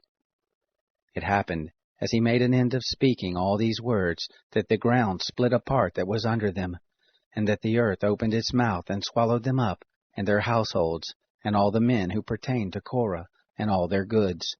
So they, and all that belonged to them, went down alive into Sheol, and the earth closed on them, and they perished from among the assembly. All Israel that were round about them fled at the cry of them, for they said, Lest the earth swallow us up. Fire came forth from the Lord, and devoured the 250 men who offered the incense. The Lord spoke to Moses, saying, Speak to Eleazar the son of Aaron the priest, that he take up the censers out of the burning, and scatter the fire yonder, for they are holy, even the censers of these sinners against their own lives, and let them be made beaten plates for a covering of the altar, for they offered them before the Lord, therefore they are holy, and they shall be a sign to the children of Israel. Eleazar the priest took the brazen censers, which those who were burnt had offered, and they beat them out for a covering of the altar, to be a memorial to the children of Israel, to the end that no stranger, who isn't of the seed of Aaron, comes near to burn incense before the Lord, that he not be as Korah, and as his company, as the Lord spoke to him by Moses. But on the next day, all the congregation of the children of Israel murmured against Moses and against Aaron, saying, You have killed the people of the Lord. It happened, when the congregation was assembled against Moses and against Aaron, that they looked toward the tent of meeting, and behold, the cloud covered it, and the glory of the Lord appeared. Moses and Aaron came to the front of the tent of meeting. The Lord spoke to Moses, saying, Get away from among this congregation, that I may consume them in a moment. They fell on their faces. Moses said to Aaron, Take your censer, and put fire on it from off the altar, and lay incense on it, and carry it quickly to the congregation, and make atonement for them, for there is wrath gone out from the Lord, the plague has begun. Aaron took as Moses spoke, and ran into the midst of the assembly, and behold, the plague had begun among the people. And he put on the incense, and made atonement for the people. He stood between the dead and the living, and the plague was stopped. Now those who died by the plague were 14,700, besides those who died about the matter of Korah. Aaron returned to Moses to the door of the tent of meeting, and the plague was stopped. Chapter 17. The Lord spoke to Moses, saying, Speak to the children of Israel, and take of them rods, one for each father's house, of all their princes according to their father's houses, 12 rods. Write every man's name on his rod. You shall write Aaron's name on the rod of Levi, for there shall be 1 rod for each head of their father's houses. You shall lay them up in the tent of meeting before the testimony where I meet with you. It shall happen that the rod of the man whom I shall choose shall bud, and I will make to cease from me the murmurings of the children of Israel, which they murmur against you. Moses spoke to the children of Israel, and all their princes gave him rods, for each prince 1 according to their father's houses, even 12 rods, and the rod of Aaron was among their rods. Moses laid up the rods before the Lord in the tent of the testimony. It happened on the next day, that Moses went into the tent of the testimony, and behold, the rod of Aaron for the house of Levi was budded, and put forth buds, and produced blossoms, and bore ripe almonds.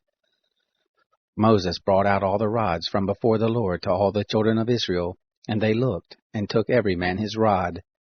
The Lord said to Moses, Put back the rod of Aaron before the testimony, to be kept for a token against the children of rebellion, that you may make an end of their murmurings against me, that they not die. Thus Moses did as the Lord commanded him.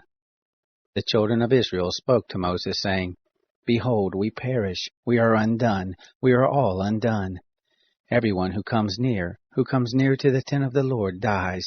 Shall we perish all of us? Chapter 18.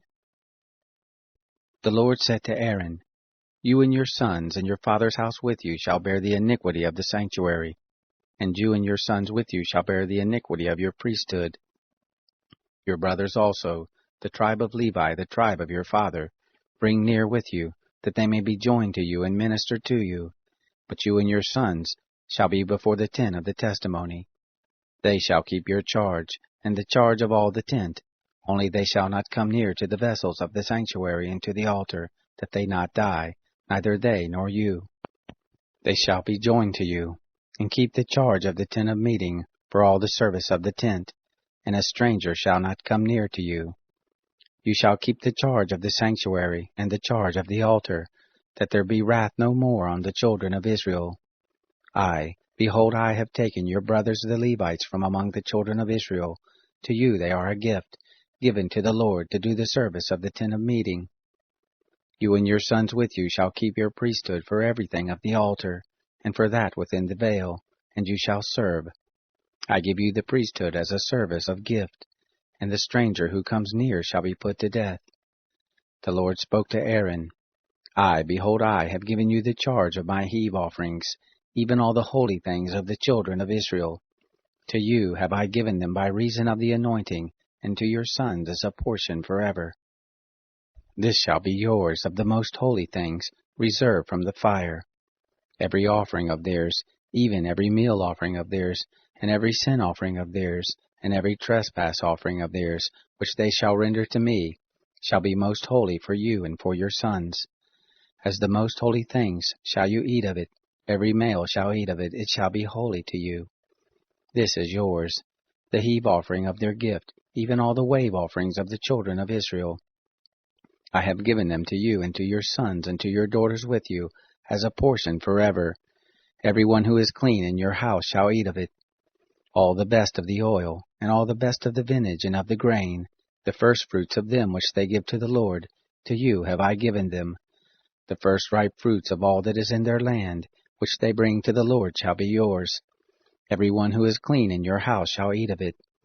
Everything devoted in Israel shall be yours. Everything that opens the womb, of all flesh which they offer to the Lord, both of man and animal, shall be yours. Nevertheless, the firstborn of men shall you surely redeem, and the firstborn of unclean animals shall you redeem. Those who are to be redeemed of them from a month old shall you redeem, according to your estimation, for the money of 5 shekels, after the shekel of the sanctuary. The same is 20 gerahs. But the firstborn of a cow, or the firstborn of a sheep, or the firstborn of a goat you shall not redeem. They are holy. You shall sprinkle their blood on the altar, and shall burn their fat for an offering made by fire, for a sweet savor to the Lord. The flesh of them shall be yours, as the way breast, and as the right thigh it shall be yours. All the heave offerings of the holy things which the children of Israel offer to the Lord have I given you, and your sons and your daughters with you, as a portion forever. It is a covenant of salt forever before the Lord to you and to your seed with you. The Lord said to Aaron, You shall have no inheritance in their land, neither shall you have any portion among them. I am your portion, and your inheritance among the children of Israel. To the children of Levi, behold, I have given all the tithe in Israel for an inheritance, in return for their service which they serve, even the service of the tent of meeting. Henceforth the children of Israel shall not come near the tent of meeting, lest they bear sin and die. But the Levites shall do the service of the tent of meeting, and they shall bear their iniquity.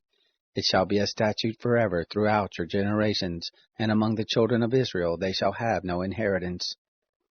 For the tithe of the children of Israel, which they offer as a heave offering to the Lord, I have given to the Levites for an inheritance.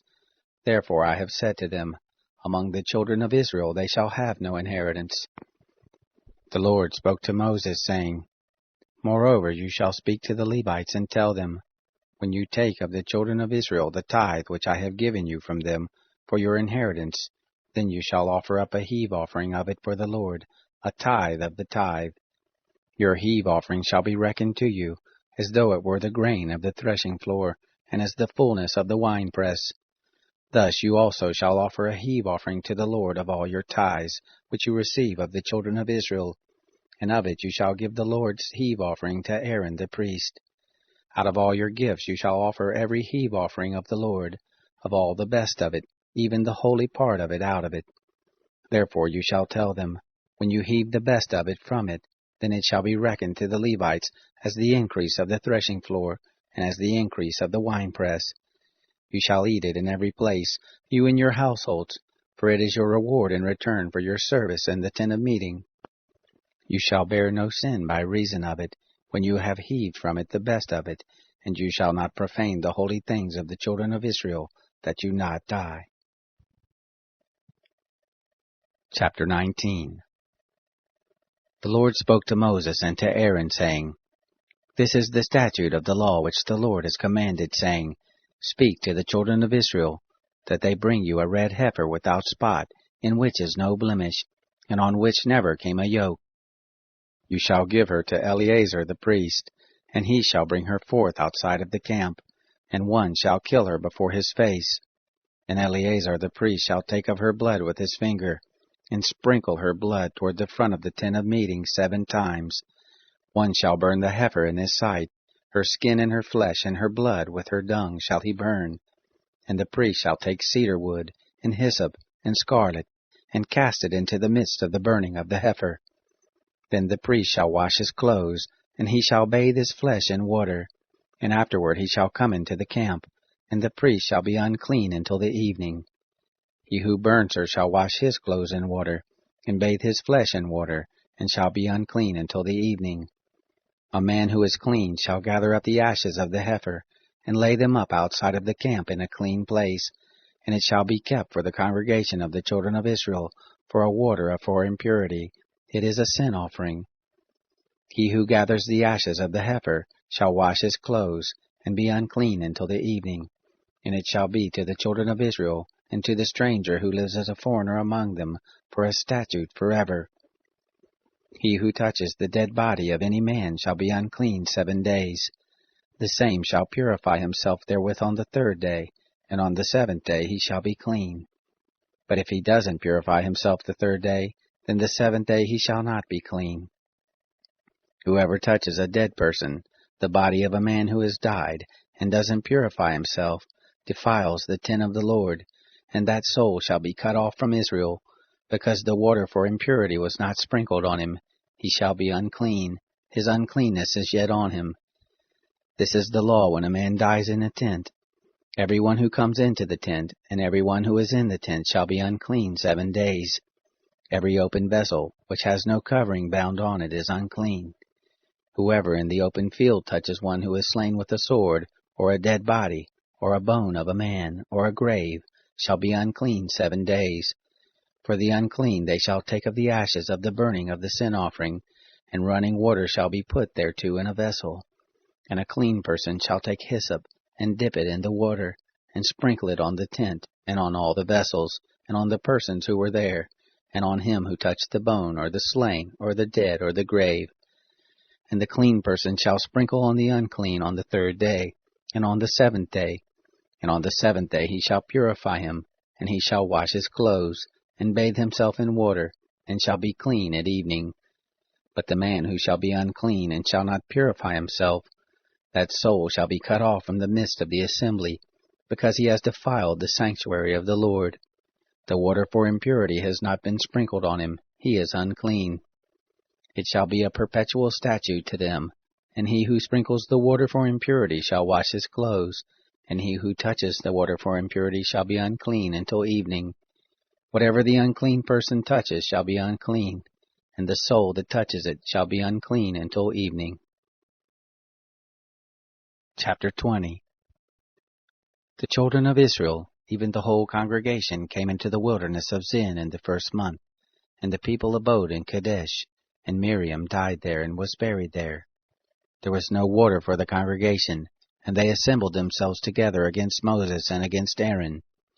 The people strove with Moses and spoke, saying, Would that we had died when our brothers died before the Lord. Why have you brought the assembly of the Lord into this wilderness, that we should die there, we and our animals? Why have you made us to come up out of Egypt, to bring us into this evil place? It is no place of seed, or of figs, or of vines, or of pomegranates, neither is there any water to drink. Moses and Aaron went from the presence of the assembly to the door of the tent of meeting, and fell on their faces, and the glory of the Lord appeared to them. The Lord spoke to Moses, saying, Take the rod, and assemble the congregation, you and Aaron your brother, and speak to the rock before their eyes, that it give forth its water, and you shall bring forth to them water out of the rock. So you shall give the congregation and their cattle drink. Moses took the rod from before the Lord, as he commanded him. Moses and Aaron gathered the assembly together before the rock, and he said to them, Hear now, you rebels, shall we bring you forth water out of this rock? Moses lifted up his hand and struck the rock with his rod twice, and water came forth abundantly, and the congregation drank and their cattle. The Lord said to Moses and Aaron, Because you didn't believe in me, to sanctify me in the eyes of the children of Israel, therefore you shall not bring this assembly into the land which I have given them. These are the waters of Meribah, because the children of Israel strove with the Lord, and he was sanctified in them. Moses sent messengers from Kadesh to the king of Edom. Thus says your brother Israel, You know all the travail that has happened to us, how our fathers went down into Egypt, and we lived in Egypt a long time, and the Egyptians dealt ill with us and our fathers. And when we cried to the Lord, he heard our voice, and sent an angel, and brought us forth out of Egypt. And behold, we are in Kadesh, a city in the uttermost of your border. Please let us pass through your land. We will not pass through field or through vineyard, neither will we drink of the water of the wells. We will go along the king's highway. We will not turn aside to the right hand nor to the left, until we have passed your border. Edom said to him, You shall not pass through me, lest I come out with the sword against you. The children of Israel said to him, We will go up by the highway, and if we drink of your water, I and my cattle, then I will give the price of it. Let me only, without doing anything else, pass through on my feet. He said, You shall not pass through. Edom came out against him with much people and with a strong hand. Thus Edom refused to give Israel passage through his border, and Israel turned away from him. They traveled from Kadesh, and the children of Israel, even the whole congregation, came to Mount Hor. The Lord spoke to Moses and Aaron in Mount Hor, by the border of the land of Edom, saying, Aaron shall be gathered to his people, for he shall not enter into the land which I have given to the children of Israel, because you rebelled against my word at the waters of Meribah. Take Aaron and Eleazar his son, and bring them up to Mount Hor, and strip Aaron of his garments, and put them on Eleazar his son, and Aaron shall be gathered to his people, and shall die there.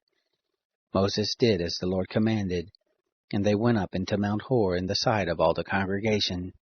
Moses stripped Aaron of his garments, and put them on Eleazar his son, and Aaron died there on the top of the mountain, and Moses and Eleazar came down from the mountain.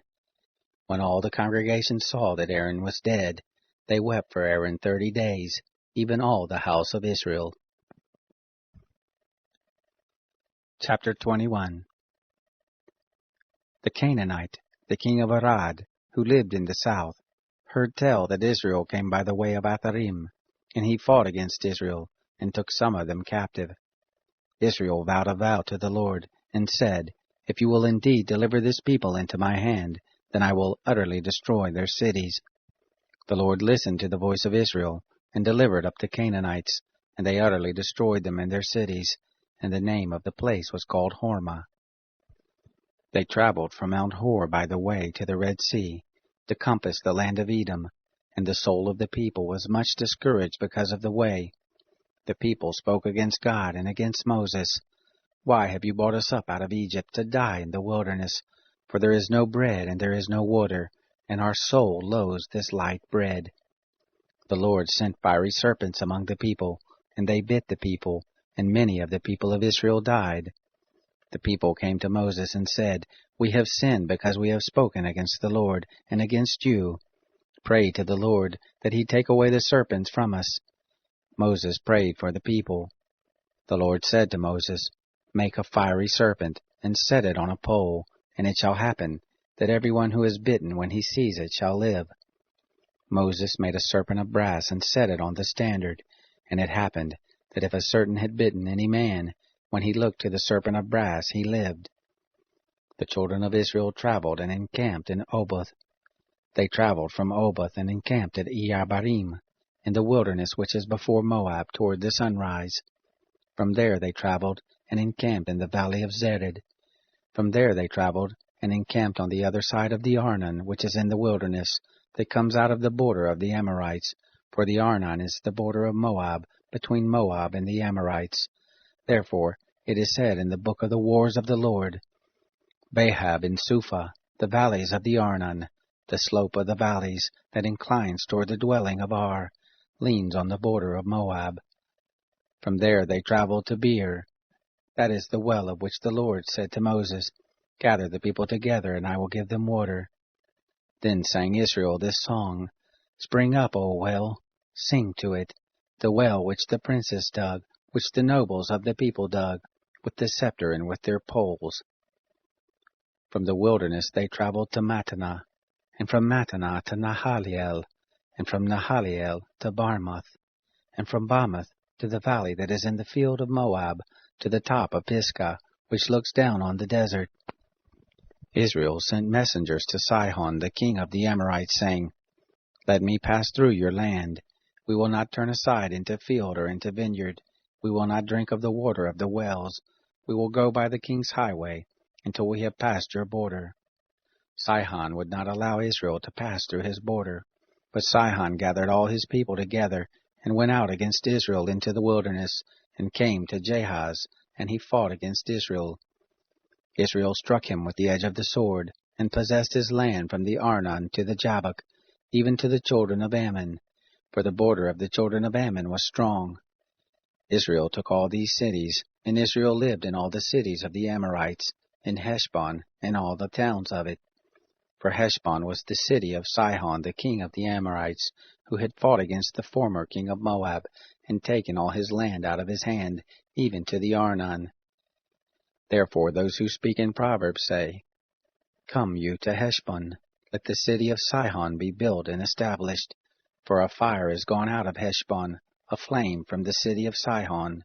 It has devoured Ar of Moab, the lords of the high places of the Arnon. Woe to you, Moab! You are undone, people of Chemosh. He has given his sons as fugitives, his daughters into captivity. To Sihon, king of the Amorites, we have shot at them. Heshbon is perished even to Dibon. We have laid waste even to Nophah, which reaches to Medeba. Thus Israel lived in the land of the Amorites. Moses sent to spy out Jazer, and they took the towns of it, and drove out the Amorites who were there. They turned and went up by the way of Bashan, and Og the king of Bashan went out against them, he and all his people, to battle at Edrei. The Lord said to Moses, Don't fear him, for I have delivered him into your hand and all his people and his land, and you shall do to him as you did to Sihon, king of the Amorites, who lived at Heshbon. So they struck him and his sons and all his people, until there was none left him remaining, and they possessed his land. Chapter 22. The children of Israel traveled, and encamped in the plains of Moab beyond the Jordan at Jericho. Balak the son of Zippor saw all that Israel had done to the Amorites. Moab was very afraid of the people, because they were many, and Moab was distressed because of the children of Israel. Moab said to the elders of Midian, Now will this multitude lick up all that is around us, as the ox licks up the grass of the field. Balak the son of Zippor was king of Moab at that time. He sent messengers to Balaam the son of Beor, to Pethor, which is by the river, to the land of the children of his people, to call him, saying, Behold, there is a people come out from Egypt, and they cover the surface of the earth, and they abide over against me. Please come now, therefore, and curse me this people, for they are too mighty for me. Perhaps I shall prevail that we may strike them, and I may drive them out of the land. For I know that he whom you bless is blessed, and he whom you curse is cursed. The elders of Moab and the elders of Midian departed with the rewards of divination in their hand, and they came to Balaam, and spoke to him the words of Balak. He said to them, Lodge here this night, and I will bring you word again, as the Lord shall speak to me. And the princes of Moab abode with Balaam. God came to Balaam and said, Who are these men with you? Balaam said to God, Balak the son of Zippor, king of Moab, has sent to me, saying, Behold, the people that has come out of Egypt, they cover the surface of the earth. Come now and curse them. Perhaps I shall be able to fight against them, and shall drive them out. God said to Balaam, You shall not go with them. You shall not curse this people, for they are blessed. Balaam rose up in the morning and said to the princes of Balak, Go back to your land, for the Lord refuses to give me leave to go with you. The princes of Moab rose up, and they went to Balak and said, Balaam refuses to come with us. Balak sent more princes, more honorable than the first. They came to Balaam and said to him, Thus says Balak the son of Zippor, Please let nothing hinder you from coming to me, for I will promote you to a very great honor, and whatever you say to me I will do. Please come therefore and curse this people for me. Balaam answered the servants of Balak, If Balak would give me his house full of silver and gold, I can't go beyond the word of the Lord my God to do less or more. Now therefore please wait also here this night, that I may know what the Lord will speak to me. God came to Balaam at night and said to him, If the men are come to call you, rise up, go with them, but only the word which I speak to you, that shall you do. Balaam rose up in the morning, and saddled his donkey, and went with the princes of Moab. God's anger was kindled because he went, and the angel of the Lord placed himself in the way for an adversary against him. Now he was riding on his donkey, and his 2 servants were with him. The donkey saw the angel of the Lord standing in the way, with his sword drawn in his hand, and the donkey turned aside out of the way and went into the field, and Balaam struck the donkey to turn her into the way. Then the angel of the Lord stood in a narrow path between the vineyards, a wall being on this side, and a wall on that side. The donkey saw the angel of the Lord, and she thrust herself to the wall, and crushed Balaam's foot against the wall, and he struck her again. The angel of the Lord went further, and stood in a narrow place, where there was no way to turn either to the right hand or to the left. The donkey saw the angel of the Lord, and she lay down under Balaam. And Balaam's anger was kindled, and he struck the donkey with his staff. The Lord opened the mouth of the donkey, and she said to Balaam, What have I done to you, that you have struck me these 3 times? Balaam said to the donkey, Because you have mocked me. I would there were a sword in my hand, for now I would kill you. The donkey said to Balaam, Am I not your donkey, on which you have ridden all your life long to this day? Have I ever done this to you before? And he said, No. Then the Lord opened the eyes of Balaam, and he saw the angel of the Lord standing in the way, with his sword drawn in his hand, and he bowed his head, and fell on his face. The angel of the Lord said to him, Why have you struck your donkey these 3 times? Behold, I have come forth as an adversary, because your way is perverse before me. And the donkey saw me, and turned aside before me these 3 times. Unless ye had turned aside from me, surely now I had even slain you, and saved her alive. Balaam said to the angel of the Lord, I have sinned, for I didn't know that you stood in the way against me. Now therefore, if it displease you, I will go back again. The angel of the Lord said to Balaam, Go with the men, but only the word that I shall speak to you, that shall you speak. So Balaam went with the princes of Balak. When Balak heard that Balaam was come, he went out to meet him to the city of Moab, which is on the border of the Arnon, which is in the utmost part of the border. Balak said to Balaam, Didn't I earnestly send to you to call you? Why didn't you come to me? Am I not able indeed to promote you to honor? Balaam said to Balak, Behold, I have come to you. Have I now any power at all to speak anything? The word that God puts in my mouth, that shall I speak. Balaam went with Balak, and they came to Kiriath-Huzoth. Balak sacrificed oxen and sheep, and sent to Balaam, and to the princes who were with him. It happened in the morning that Balak took Balaam and brought him up to the high places of Baal, and he saw from there the utmost part of the people. Chapter 23. Balaam said to Balak, Build me here 7 altars, and prepare me 7 bulls and 7 rams. Balak did as Balaam had spoken, and Balak and Balaam offered on every altar a bull and a ram. Balaam said to Balak, Stand by your burnt offering, and I will go. Perhaps the Lord will come to meet me, and whatever he shows me I will tell you. He went to a bare height. God met Balaam, and he said to him, I have prepared the 7 altars, and I have offered up a bull and a ram on every altar. The Lord put a word in Balaam's mouth, and said, Return to Balak, and thus shall you speak. He returned to him, and behold, he was standing by his burnt offering, he and all the princes of Moab. He took up his parable and said, From Aram has Balak brought me, the king of Moab from the mountains of the east. Come, curse me Jacob, come and defy Israel. How shall I curse, whom God has not cursed? How shall I defy, whom the Lord has not defied? For from the top of the rocks I see him, from the hills I see him. Behold, it is a people that dwells alone, and shall not be reckoned among the nations. Who can count the dust of Jacob, or number the 4th part of Israel? Let me die the death of the righteous. Let my last end be like his. Balak said to Balaam, What have you done to me? I took you to curse my enemies, and behold, you have blessed them altogether. He answered and said, Must I not take heed to speak that which the Lord puts in my mouth? Balak said to him, Please come with me to another place, from where you may see them. You shall but see the small part of them, and shall not see them all, and curse them from there. He took him into the field of Zophim, to the top of Pisgah, and built 7 altars, and offered up a bull and a ram on every altar. He said to Balak, Stand here by your burnt offering, while I meet the Lord yonder. The Lord met Balaam, and put a word in his mouth, and said, Return to Balak, and thus shall you speak. He came to him, and behold, he was standing by his burnt offering, and the princes of Moab with him. Balak said to him, What has the Lord spoken? He took up his parable and said, Rise up, Balak, and hear. Listen to me, you son of Zippor.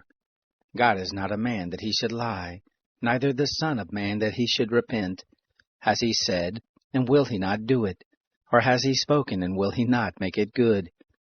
Behold, I have received commandment to bless. He has blessed, and I can't reverse it.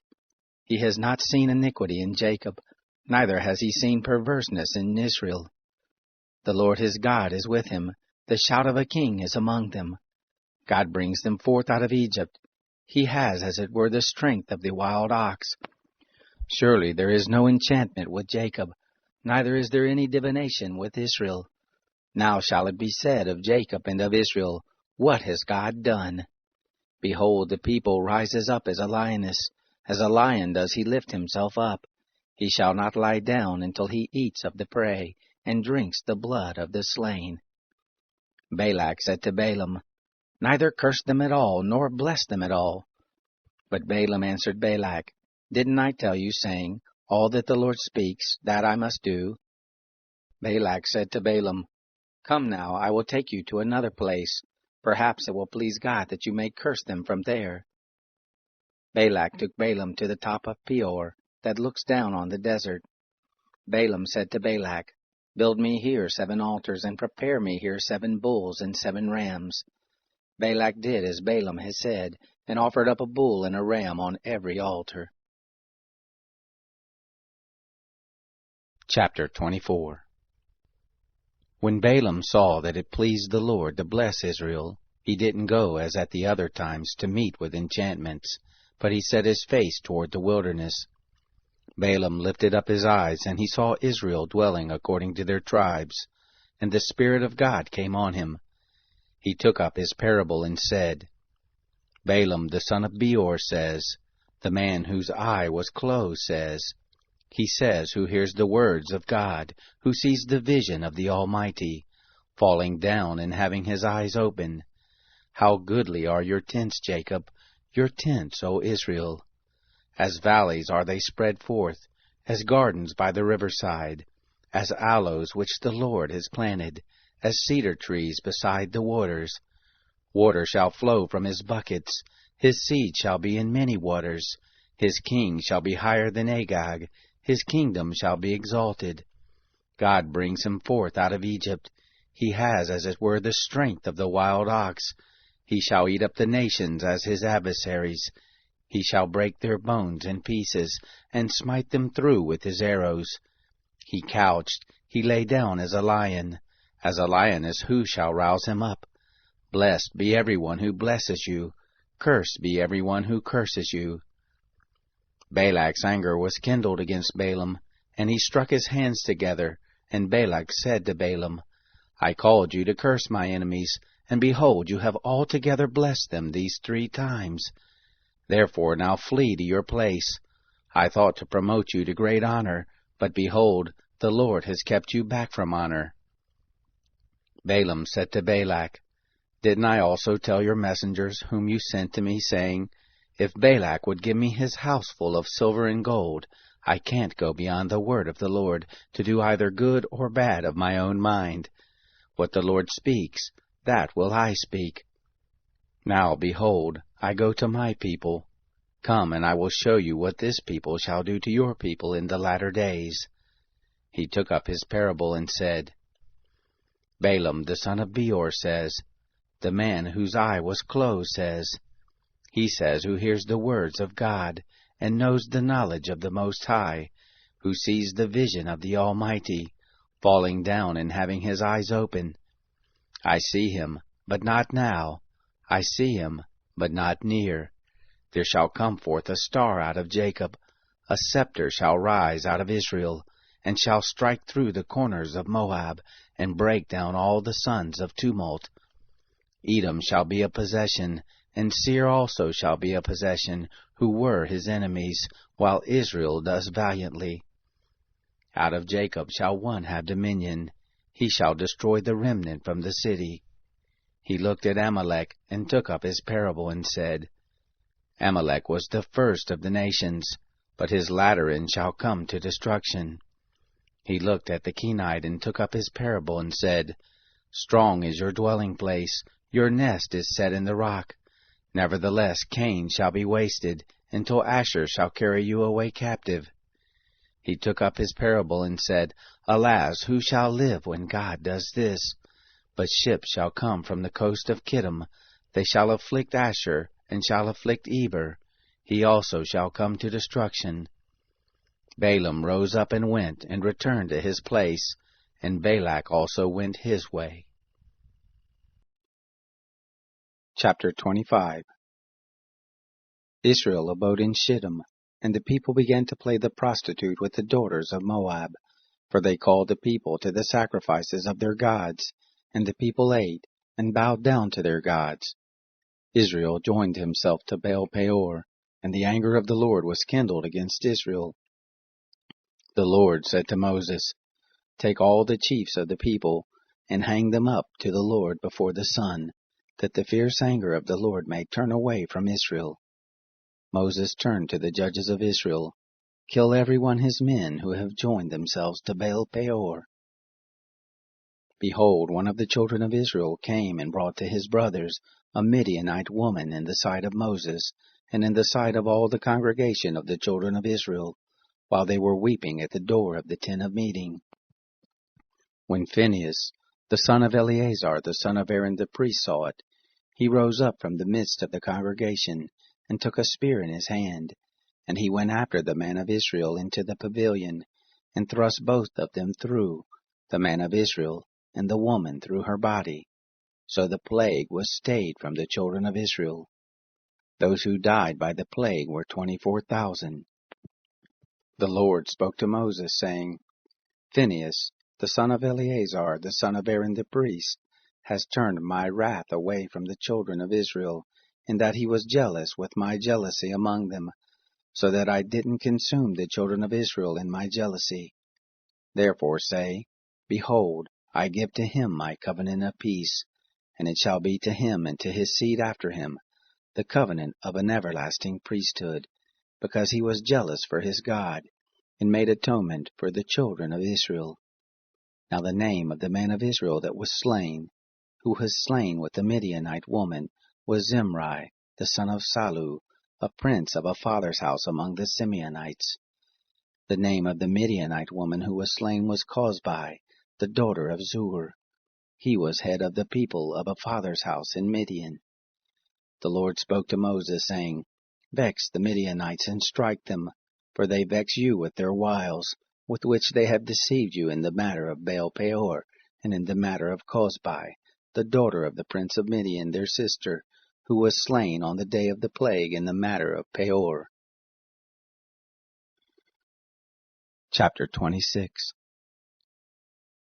It happened after the plague, that the Lord spoke to Moses and to Eleazar the son of Aaron the priest, saying, Take the sum of all the congregation of the children of Israel, from 20 years old and upward, by their fathers' houses, all who are able to go forth to war in Israel. Moses and Eleazar the priest spoke with them in the plains of Moab by the Jordan at Jericho, saying, Take the sum of the people, from 20 years old and upward, as the Lord commanded Moses and the children of Israel that came forth out of the land of Egypt. Reuben, the firstborn of Israel, the sons of Reuben, of Hanok, the family of the Hanokites, of Palu, the family of the Paluites, of Hezron, the family of the Hezronites, of Carmi, the family of the Carmites. These are the families of the Reubenites, and those who were numbered of them were 43,730. The sons of Palu, Eliab, the sons of Eliab, Nemuel, and Dathan, and Abiram. These are that Dathan and Abiram, who were called of the congregation, who strove against Moses and against Aaron in the company of Korah, when they strove against the Lord. And the earth opened its mouth, and swallowed them up together with Korah, when that company died, what time the fire devoured 250 men, and they became a sign. Notwithstanding, the sons of Korah didn't die. The sons of Simeon after their families, of Nemuel, the family of the Nemuelites, of Jamin, the family of the Jaminites, of Jachin, the family of the Jachinites, of Zerah, the family of the Zerhites, of Shaul, the family of the Shaulites. These are the families of the Simeonites, 22,200. The sons of Gad after their families, of Zephon, the family of the Zephonites, of Haggai, the family of the Haggites, of Shuni, the family of the Shunites, of Ozni, the family of the Oznites, of Eri, the family of the Erites, of Arad, the family of the Aradites, of Areli, the family of the Arelites. These are the families of the sons of Gad, according to those who were numbered of them, 40,500. The sons of Judah, and Onan. And and Onan died in the land of Canaan. The sons of Judah after their families were, of Shelah, the family of the Shelonites, of Perez, the family of the Perizzites, of Zerah, the family of the Zerahites. The sons of Perez were, of Hezron, the family of the Hezronites, of Hamul, the family of the Hamulites. These are the families of Judah, according to those who were numbered of them, 76,500. The sons of Issachar, after their families, of Tola, the family of the Tolaites, of Puvah, the family of the Punites, of Jashub, the family of the Jashubites, of Shimron, the family of the Shimronites. These are the families of Issachar, according to those who were numbered of them, 64,300. The sons of Zebulun after their families, of Sered, the family of the Seredites, of Elon, the family of the Elonites, of Jahaliel, the family of the Jahaliites. These are the families of the Zebulunites, according to those who were numbered of them, 60,500. The sons of Joseph after their families, Manasseh and Ephraim. The sons of Manasseh, of Machir, the family of the Machirites. And Machir became the father of Gilead the family of the Gileadites. These are the sons of Gilead. Of Iezer, the family of the Iezerites. Of Helek, the family of the Helekites. Of Asriel, the family of the Asrielites. Of Shechem, the family of the Shechemites. And of Shemida, the family of the Shemidites. Of Hepher, the family of the Hepherites. Zelophehad, the son of Hepher, had no sons but daughters, and the names of the daughters of Zelophehad were Mahlah and Noah, Hoglah, Milcah, and Tirzah. These are the families of Manasseh, and those who were numbered of them were 52,700. These are the sons of Ephraim after their families. Of Shuthelah, the family of the Shuthelites. Of Becher, the family of the Becherites. Of Tahan, the family of the Tahanites. These are the sons of Shuthelah. Of Aaron, the family of the Aaronites. These are the families of the sons of Ephraim, according to those who were numbered of them, 32,500. These are the sons of Joseph after their families. The sons of Benjamin after their families. Of Bela, the family of the Baalites. Of Ashbel, the family of the Ashbelites. Of Ahiram, the family of the Ahiramites. Of Shephupham, the family of the Shuphamites. Of Hupham, the family of the Huphamites. The sons of Bela were Ard and Naaman. Of Ard, the family of the Ardites. Of Naaman, the family of the Naamites.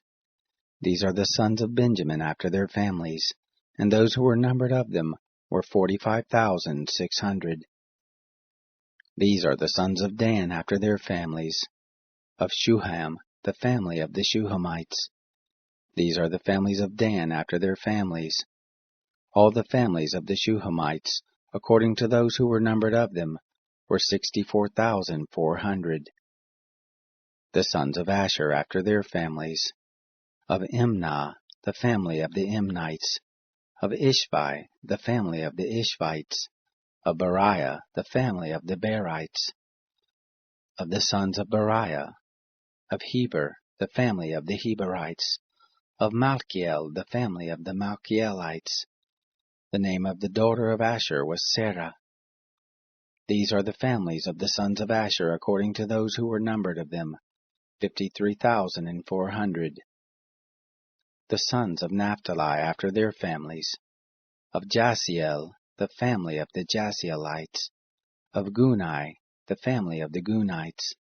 Of Jezer, the family of the Jezerites. Of Shillem, the family of the Shillemites. These are the families of Naphtali according to their families, and those who were numbered of them were 45,400. These are those who were numbered of the children of Israel, 601,730. The Lord spoke to Moses, saying, To these the land shall be divided for an inheritance according to the number of names.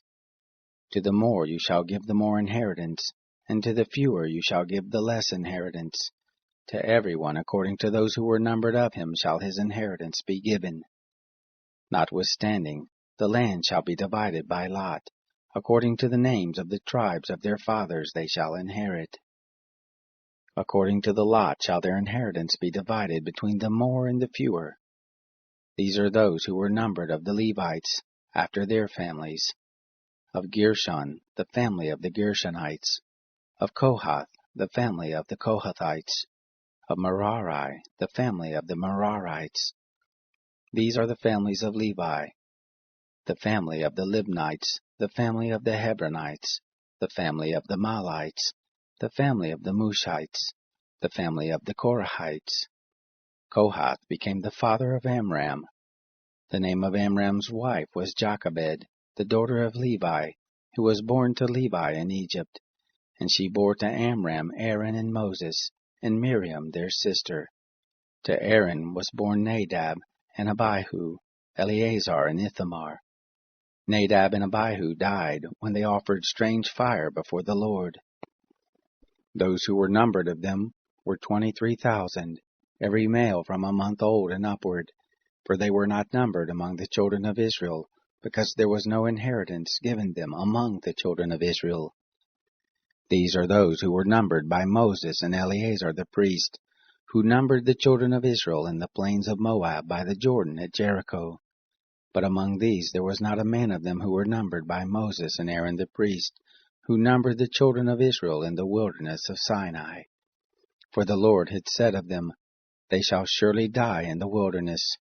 There was not left a man of them, save Caleb the son of Jephunneh, and Joshua the son of Nun. Chapter 27. Then drew near the daughters of Zelophehad, the son of Hepher, the son of Gilead, the son of Machir, the son of Manasseh, of the families of Manasseh the son of Joseph. And these are the names of his daughters, Mahlah, Noah, and Hoglah, and Milcah, and Tirzah. They stood before Moses, and before Eleazar the priest, and before the princes and all the congregation, at the door of the tent of meeting, saying, Our father died in the wilderness, and he was not among the company of those who gathered themselves together against the Lord in the company of Korah, but he died in his own sin, and he had no sons. Why should the name of our father be taken away from among his family, because he had no son? Give us a possession among the brothers of our father. Moses brought their cause before the Lord. The Lord spoke to Moses, saying, The daughters of Zelophehad speak right. You shall surely give them a possession of an inheritance among their father's brothers, and you shall cause the inheritance of their father to pass to them. You shall speak to the children of Israel, saying, If a man dies and has no son, then you shall cause his inheritance to pass to his daughter. If he has no daughter, then you shall give his inheritance to his brothers. If he has no brothers, then you shall give his inheritance to his father's brothers. If his father has no brothers, then you shall give his inheritance to his kinsman, who is next to him of his family, and he shall possess it, and it shall be to the children of Israel a statute and an ordinance, as the Lord commanded Moses.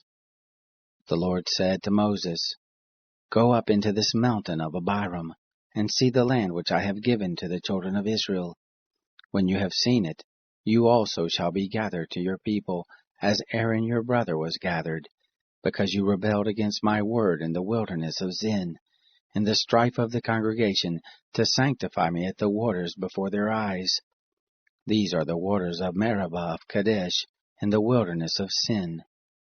Moses spoke to the Lord, saying, Let the Lord, the God of the spirits of all flesh, appoint a man over the congregation, who may go out before them, and who may come in before them, and who may lead them out, and who may bring them in, that the congregation of the Lord not be as sheep which have no shepherd. The Lord said to Moses, Take Joshua the son of Nun, a man in whom is the Spirit, and lay your hand on him, and set him before Eleazar the priest, and before all the congregation, and give him a charge in their sight. You shall put of your honor on him, that all the congregation of the children of Israel may obey. He shall stand before Eleazar the priest, who shall inquire for him by the judgment of the Urim before the Lord. At his word shall they go out, and at his word shall they come in, both he and all the children of Israel with him, even all the congregation. Moses did as the Lord commanded him, and he took Joshua, and set him before Eleazar the priest, and before all the congregation, and he laid his hands on him, and gave him a charge, as the Lord spoke by Moses. Chapter 28. The Lord spoke to Moses, saying, Command the children of Israel, and tell them, My offering, my food for my offerings made by fire, of a sweet savor to me, shall you observe to offer to me in their due season. You shall tell them, This is the offering made by fire which you shall offer to the Lord. He-lambs a year old without blemish, 2 day by day, for a continual burnt offering. The one lamb you shall offer in the morning, and the other lamb you shall offer at evening. And the 10th part of an ephah of fine flour for a meal offering, mixed with the 4th part of a hin of beaten oil. It is a continual burnt offering, which was ordained in Mount Sinai for a sweet savor, an offering made by fire to the Lord. The drink offering of it shall be the 4th part of a hin for the one lamb. In the holy place shall you pour out a drink offering of strong drink to the Lord. The other lamb shall you offer at evening, as the meal offering of the morning, and as the drink offering of it. You shall offer it, an offering made by fire, of a sweet savor to the Lord. On the Sabbath day, 2 he-lambs a year old without blemish, and 2/10 parts of an ephah of fine flour for a meal offering mixed with oil, and the drink offering. This is the burnt offering of every Sabbath, besides the continual burnt offering and the drink offering.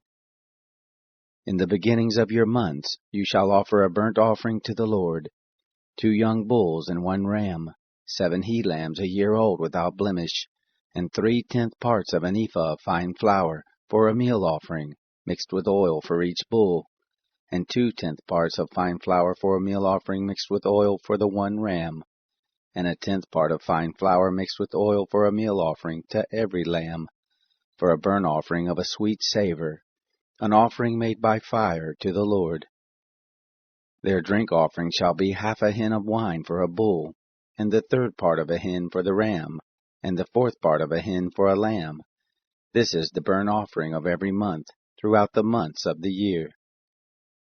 1 male goat for a sin offering to the Lord. It shall be offered besides the continual burnt offering and the drink offering. In the 1st month, on the 14th day of the month, is the Lord's Passover. On the 15th day of this month shall be a feast.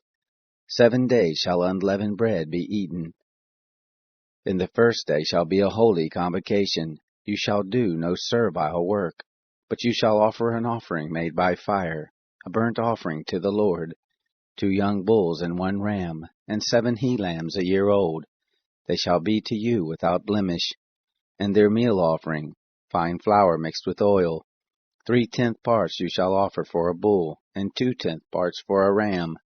1/10 part shall you offer for every lamb of the 7 lambs, and 1 male goat for a sin offering, to make atonement for you. You shall offer these besides the burnt offering of the morning, which is for a continual burnt offering. After this manner you shall offer daily, for 7 days, the food of the offering made by fire, of a sweet savor to the Lord. It shall be offered besides the continual burnt offering and the drink offering. On the 7th day you shall have a holy convocation. You shall do no servile work. Also in the day of the firstfruits, when you offer a new meal offering to the Lord in your feast of weeks, you shall have a holy convocation. You shall do no servile work. But you shall offer a burnt offering for a sweet savor to the Lord, 2 young bulls, 1 ram, 7 he-lambs a year old, and their meal offering, fine flour mixed with oil, 3/10 parts for each bull, 2/10 parts for the 1 ram, 1/10 part for every lamb of the 7 lambs, 1 male goat, to make atonement for you. Besides the continual burnt offering and the meal offering, you shall offer them. They shall be to you without blemish, and their drink offerings. Chapter 29. In the 7th month, on the 1st day of the month, you shall have a holy convocation. You shall do no servile work. It is a day of blowing of trumpets to you. You shall offer a burnt offering for a sweet savor to the Lord, 1 young bull, 1 ram, 7 he-lambs a year old without blemish, and their meal offering, fine flour mixed with oil, 3/10 parts for the bull, 2/10 parts for the ram, and 1/10 part for every lamb of the 7 lambs, and 1 male goat for a sin offering, to make atonement for you. Besides the burnt offering of the new moon, and its meal offering, and the continual burnt offering, and its meal offering, and their drink offerings according to their ordinance, for a sweet savor, an offering made by fire to the Lord. On the 10th day of this 7th month you shall have a holy convocation, and you shall afflict your souls. You shall do no manner of work, but you shall offer a burnt offering to the Lord for a sweet savor, 1 young bull, 1 ram, 7 he-lambs a year old. They shall be to you without blemish, and their meal offering, fine flour mixed with oil, 3/10 parts for the bull, 2/10 parts for the 1 ram, 1/10 part for every lamb of the 7 lambs, 1 male goat for a sin offering, besides the sin offering of atonement, and the continual burnt offering and its meal offerings, and their drink offerings. On the 15th day of the 7th month you shall have a holy convocation. You shall do no work, and you shall keep a feast to the Lord 7 days. And you shall offer a burnt offering, an offering made by fire, of a sweet savor to the Lord. 13 young bulls, 2 rams, 14 he-lambs a year old, they shall be without blemish. And their meal offering, fine flour mixed with oil, 3/10 parts for every bull of the 13 bulls, 2/10 parts for each ram of the 2 rams, and 1/10 part for every lamb of the 14 lambs, and 1 male goat for a sin offering, besides the continual burnt offering, and its meal offerings, and the drink offerings. On the 2nd day you shall offer 12 young bulls, 2 rams, 14 he-lambs a year old without blemish, and their meal offering, and their drink offerings for the bulls, for the rams, and for the lambs, according to their number after the ordinance, and 1 male goat for a sin offering, besides the continual burnt offering, and the meal offering, and their drink offerings. On the 3rd day, 11 bulls, 2 rams, 14 he-lambs a year old without blemish, and their meal offering, and their drink offerings for the bulls, for the rams, and for the lambs, according to their number, after the ordinance, and 1 male goat for a sin offering, besides the continual burnt offering, and its meal offering, and its drink offering. On the 4th day, 10 bulls, 2 rams, 14 he-lambs a year old without blemish, their meal offering, and their drink offerings for the bulls, for the rams, and for the lambs, according to their number, and after the ordinance, and 1 male goat for a sin offering, besides the continual burnt offering, and the meal offering of it, and the drink offering of it. On the 5th day, 9 bulls, 2 rams, 14 he-lambs a year old without blemish, and their meal offering, and their drink offerings for the bulls, for the rams, and for the lambs, according to their number, after the ordinance, and 1 male goat for a sin offering, besides the continual burnt offering, and its meal offerings, and its drink offerings. On the 6th day, 8 bulls, 2 rams, 14 he-lambs a year old without blemish, and their meal offering, and their drink offerings for the bulls, for the rams, and for the lambs, according to their number, after the ordinance, and 1 male goat for a sin offering, besides a continual burnt offering with its meal offering and drink offering. On the 7th day, 7 bulls, 2 rams, 14 he-lambs a year old without blemish, and their meal offering and their drink offerings for the bulls, for the rams, and for the lambs, according to their number, after the ordinance, and 1 male goat for a sin offering, besides a continual burnt offering with its meal offering and drink offerings. On the 8th day you shall have a solemn assembly. You shall do no work, but you shall offer a burnt offering, an offering made by fire for a sweet savor to the Lord. 1 bull, 1 ram, 7 he-lambs a year old without blemish, their meal offerings and their drink offerings for the bull, for the ram, and for the lambs, shall be according to their number, after their ordinance, and 1 male goat for a sin offering, besides the continual burnt offering, with its meal offering and drink offering. These you shall offer to the Lord in your set feast, besides your vows and your freewill offerings, for your burnt offerings, and for your meal offerings, and for your drink offerings, and for your peace offerings. Moses told the children of Israel, according to all that the Lord commanded Moses. Chapter 30. Moses spoke to the heads of the tribes of the children of Israel, saying, This is the thing which the Lord has commanded. When a man vows a vow to the Lord, or swears an oath to bind his soul with a bond, he shall not break his word. He shall do according to all that proceeds out of his mouth. Also, when a woman vows a vow to the Lord, and binds herself by a bond, being in her father's house in her youth, and her father hears her vow, and her bond with which she has bound her soul, and her father holds his peace at her, then all her vows shall stand, and every bond with which she has set a bound for her soul shall stand. But if her father disallow her in the day that he hears, none of her vows, or of her bonds with which she has bound her soul shall stand, and the Lord will forgive her, because her father disallowed her. If she is married to a husband while her vows are on her, or the rash utterance of her lips with which she has bound her soul, and her husband hears it, and holds his peace at her in the day that he hears it, then her vow shall stand, and her bonds with which she has bound her soul shall stand. But if her husband disallows her in the day that he hears it, then he shall make void her vow which is on her, and the rash utterance of her lips, with which she has bound her soul, and the Lord will forgive her. But the vow of a widow, or of her who is divorced, even everything with which she has bound her soul shall stand against her. If she vowed in her husband's house, or bound her soul by a bond with an oath, and her husband hear it, and held his peace at her, and didn't disallow her, then all her vows shall stand, and every bond with which she bound her soul shall stand. But if her husband made them null and void in the day that he heard them, then whatever proceeded out of her lips concerning her vows, or concerning the bond of her soul, shall not stand.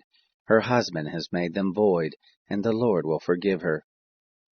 Every vow and every binding oath to afflict the soul, her husband may establish it, or her husband may make it void.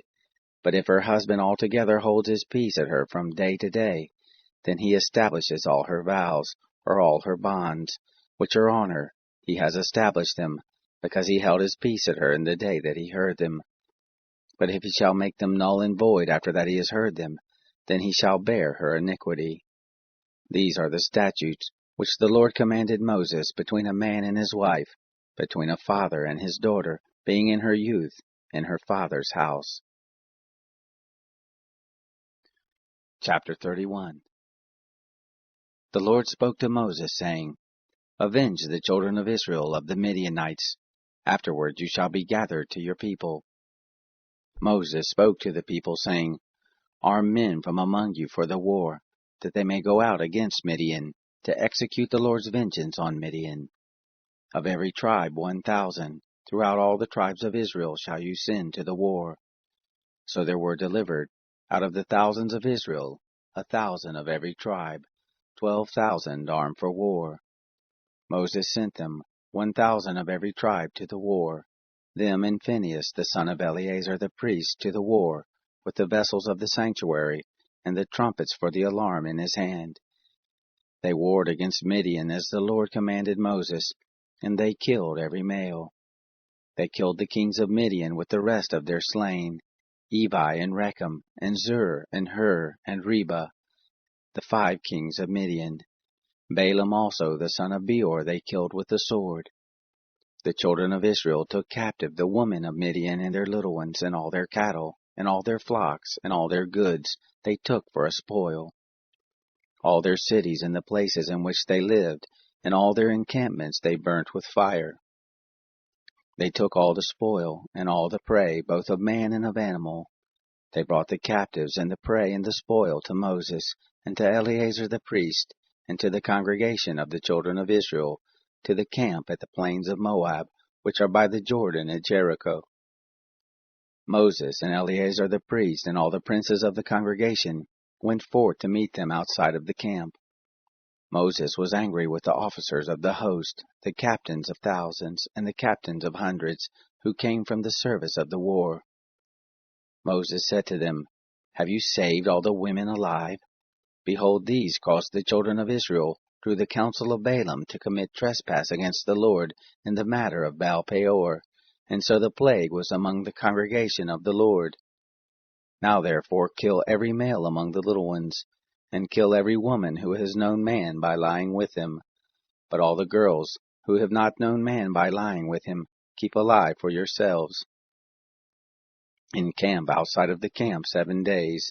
Whoever has killed any person, and whoever has touched any slain, purify yourselves on the 3rd day, and on the 7th day, you and your captives. As to every garment, and all that is made of skin, and all the work of goat's hair, and all these things made by wood, you shall purify yourselves. Eleazar the priest said to the men of war who went to the battle, This is the statute of the law which the Lord has commanded Moses. However, the gold and the silver, the brass, the iron, the tin, and the lead, everything that may abide the fire, you shall make go through the fire, and it shall be clean. Nevertheless it shall be purified with the water for impurity.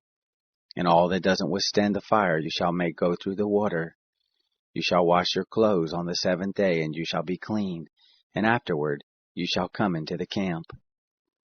The Lord spoke to Moses, saying, Take the sum of the spoil that was taken, both of man and animal, you and Eleazar the priest, and the heads of the fathers' houses of the congregation, and divide the spoil into 2 parts, between the men skilled at war, who went out to battle, and all the congregation. Levy a tribute to the Lord of the men of war who went out to battle, 1 soul of 500, both of the persons, and of the oxen, and of the donkeys, and of the flocks. Take it of their half, and give it to Eleazar the priest, for the Lord's heave offering. Of the children of Israel's half, you shall take 1 drawn out of every 50, of the persons, of the oxen, of the donkeys, and of the flocks, even of all the cattle, and give them to the Levites, who keep the charge of the tent of the Lord. Moses and Eleazar the priest did as the Lord commanded Moses.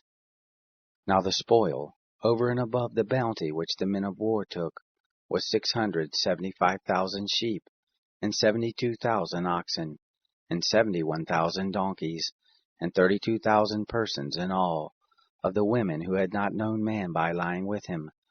The half, which was the portion of those who went out to war, was in number 337,500 sheep, and the Lord's tribute of the sheep was 675. The oxen were 36,000, of which the Lord's tribute was 72. The donkeys were 30,500, of which the Lord's tribute was 61.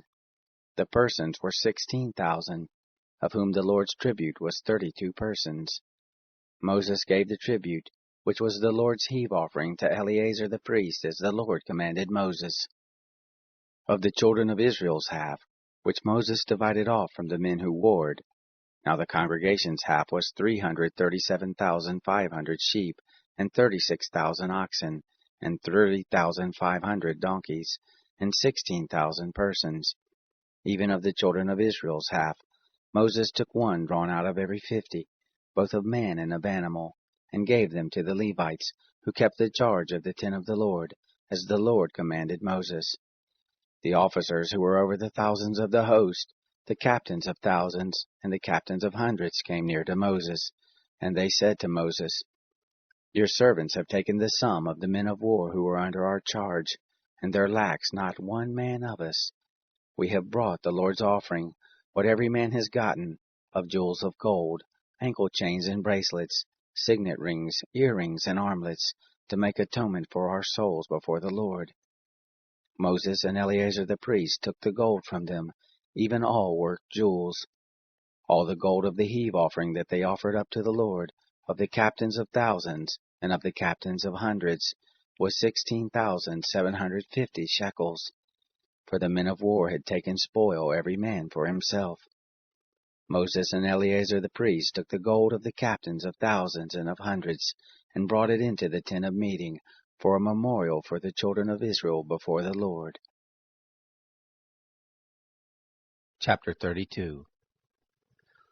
Now the children of Reuben and the children of Gad had a very great multitude of cattle.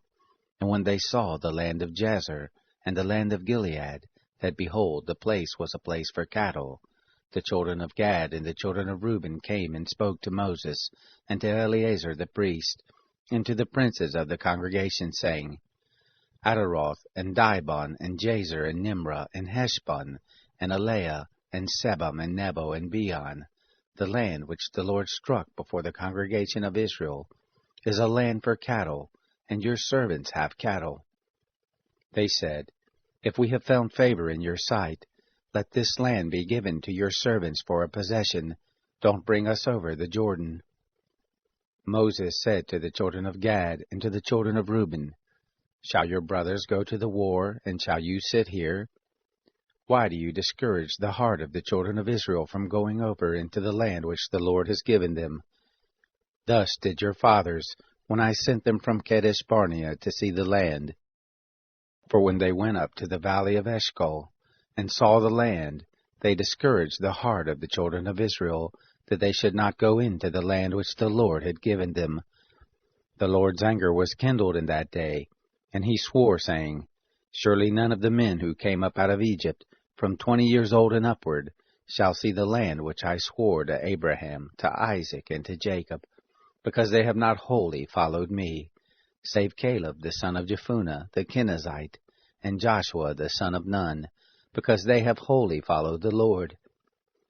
The Lord's anger was kindled against Israel, and he made them wander back and forth in the wilderness 40 years, until all the generation who had done evil in the sight of the Lord was consumed.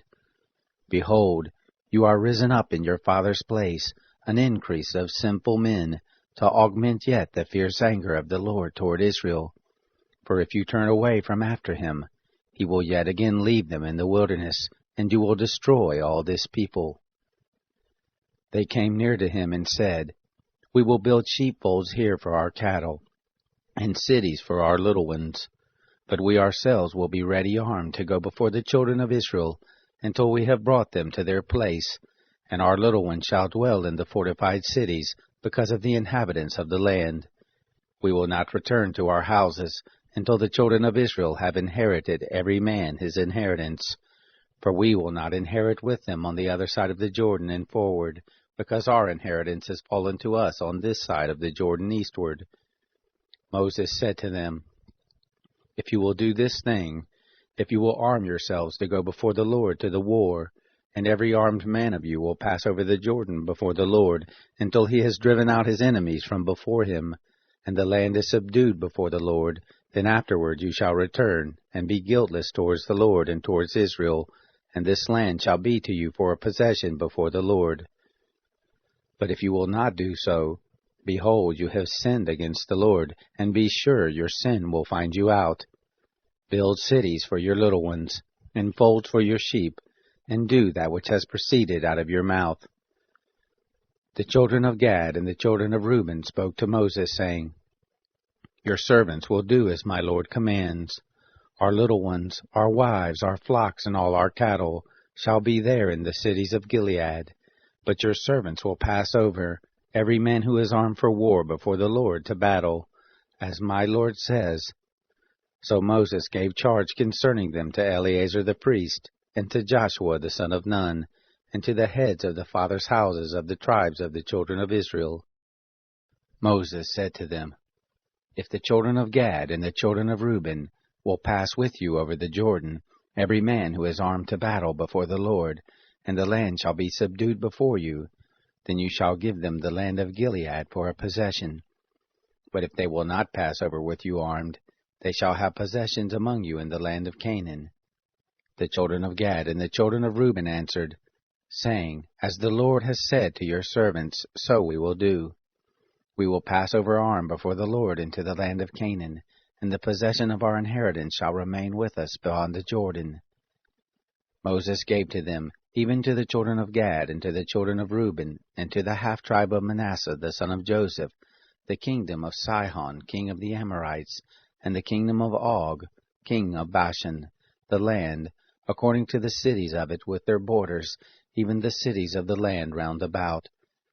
The children of Gad built Dibon, and Ataroth, and Aroer, and Atrothshaphan, and Jazer, and Jogbehah, and Beth-Nimrah, and Beth-Haran, fortified cities, and folds for sheep.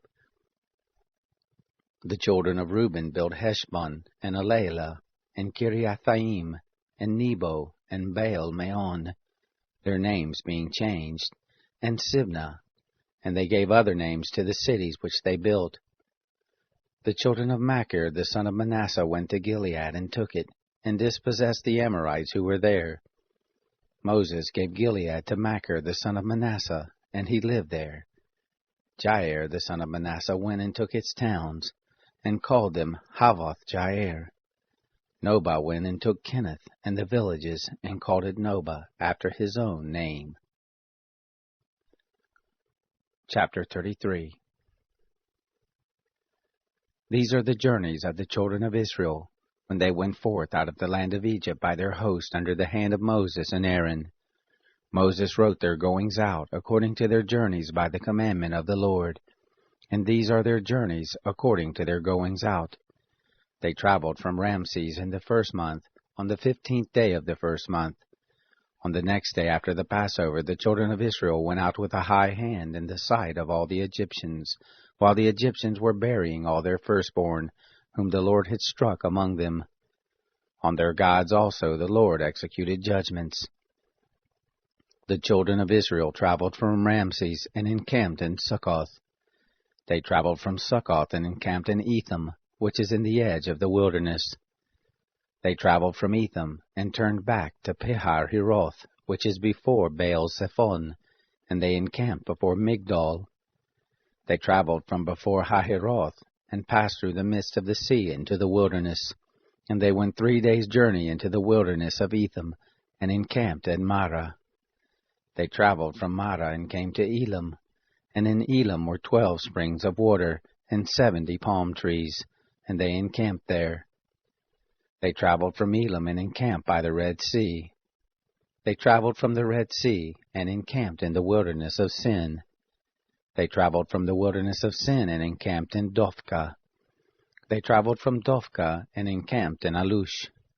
They traveled from Alush and encamped in Rephidim, where there was no water for the people to drink. They traveled from Rephidim and encamped in the wilderness of Sinai. They traveled from the wilderness of Sinai and encamped in Kibroth-Hattaavah. They traveled from Kibroth-Hattaavah and encamped in Hazeroth. They traveled from Hazeroth and encamped in Rithmah. They traveled from Rithmah and encamped in Rimmon-Perez. They traveled from Rimmon-Perez and encamped in Libnah. They traveled from Libnah and encamped in Risa. They traveled from Risa and encamped in Kehelathah.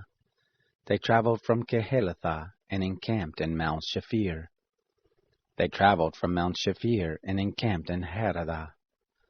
They traveled from Heradah and encamped in Machaloth. They traveled from Machaloth and encamped in Tahath. They traveled from Tahath and encamped in Terah. They traveled from Terah and encamped in Mithkah. They traveled from Mithkah and encamped in Hashmonah. They traveled from Hashmonah and encamped in Moseroth. They traveled from Moseroth and encamped in Ben-Jaakan. They traveled from Ben-Jaakan and encamped in Hor-Hagadad. They traveled from Hor-Hagadad and encamped in Jotbathah. They traveled from Jotbathah and encamped in Abrona. They traveled from Abrona and encamped in Ezion-Geber. They traveled from Ezion-Geber and encamped in the wilderness of Sin, the same as Kadesh. They traveled from Kadesh and encamped in Mount Hor, in the edge of the land of Edom. Aaron the priest went up into Mount Hor at the commandment of the Lord and died there, in the 40th year after the children of Israel were come out of the land of Egypt, in the 5th month, on the 1st day of the month. Aaron was 123 years old when he died in Mount Hor.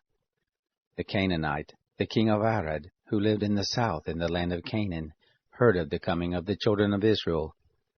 They traveled from Mount Hor and encamped in Zalmonah. They traveled from Zalmonah and encamped in Punon. They traveled from Punon and encamped in Oboth. They traveled from Oboth and encamped in Ayi-Abarim, in the border of Moab. They traveled from Ayim and encamped in Dibon-Gad. They traveled from Dibon-Gad and encamped in Almon-Diblathaim. They traveled from Almon-Diblathaim and encamped in the mountains of Abarim before Nebo. They traveled from the mountains of Abarim and encamped in the plains of Moab by the Jordan at Jericho. They encamped by the Jordan, from Beth-Jesimoth even to Abel-Shittim, in the plains of Moab.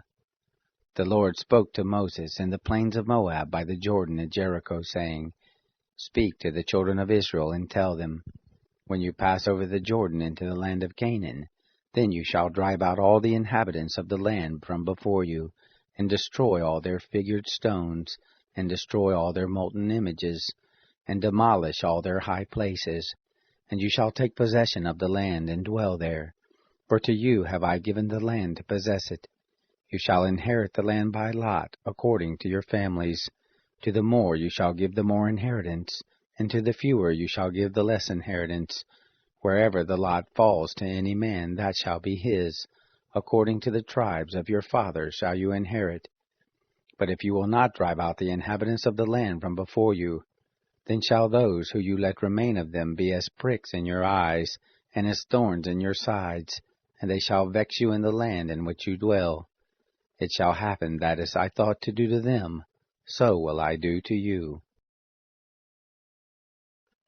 Chapter 34. The Lord spoke to Moses, saying, Command the children of Israel, and tell them, When you come into the land of Canaan, this is the land that shall fall to you for an inheritance, even the land of Canaan according to its borders. Then your south quarter shall be from the wilderness of Sin, along by the side of Edom, and your south border shall be from the end of the salt sea eastward. And your border shall turn about southward of the ascent of Akbarabim, and pass along to Sin, and the goings out of it shall be southward of Kadesh Barnea, and it shall go forth to Hazar Adar, and pass along to Asmon. And the border shall turn about from Asmon to the brook of Egypt, and the goings out of it shall be at the sea. For the western border you shall have the great sea, and the border, this shall be your west border. This shall be your north border. From the great sea you shall mark out for you Mount Hor. From Mount Hor you shall mark out to the entrance of Hamath, and the goings out of the border shall be at Zedad. And the border shall go forth to Ziphron, and the goings out of it shall be at Hazar Enan. This shall be your north border. You shall mark out your east border from Hazar Enan to Shephem, and the border shall go down from Shephem to Riblah, on the east side of Ain. And the border shall go down and shall reach to the sea of Chinnereth eastward. And the border shall go down to the Jordan, and its goings out shall be at the salt sea. This shall be your land according to the borders of it round about. Moses commanded the children of Israel, saying, This is the land which you shall inherit by lot, which the Lord has commanded to give to the 9 tribes, and to the half-tribe, for the tribe of the children of Reuben according to their fathers' houses, and the tribe of the children of Gad according to their fathers' houses, have received, and the half-tribe of Manasseh has received their inheritance. The 2 tribes and the half-tribe have received their inheritance beyond the Jordan, at Jericho eastward toward the sunrise. The Lord spoke to Moses, saying, These are the names of the men who shall divide the land to you for an inheritance: Eleazar the priest, and Joshua the son of Nun. You shall take 1 prince of every tribe, to divide the land for inheritance. These are the names of the men. Of the tribe of Judah, Caleb the son of Jephunneh. Of the tribe of the children of Simeon, Shemuel the son of Ammihud. Of the tribe of Benjamin, Eladad the son of Chislon. Of the tribe of the children of Dan, a prince, Bukai the son of Joglai. Of the children of Joseph, of the tribe of the children of Manasseh, a prince, Haniel the son of Ephod. Of the tribe of the children of Ephraim, a prince, Kemuel the son of Shiftan. Of the tribe of the children of Zebulun, a prince, Elzaphan the son of Parnak. Of the tribe of the children of Issachar, a prince, Paltiel the son of Azan. Of the tribe of the children of Asher, a prince, Ahihud the son of Shalomai. Of the tribe of the children of Naphtali, a prince, Pedahel the son of Ammihud.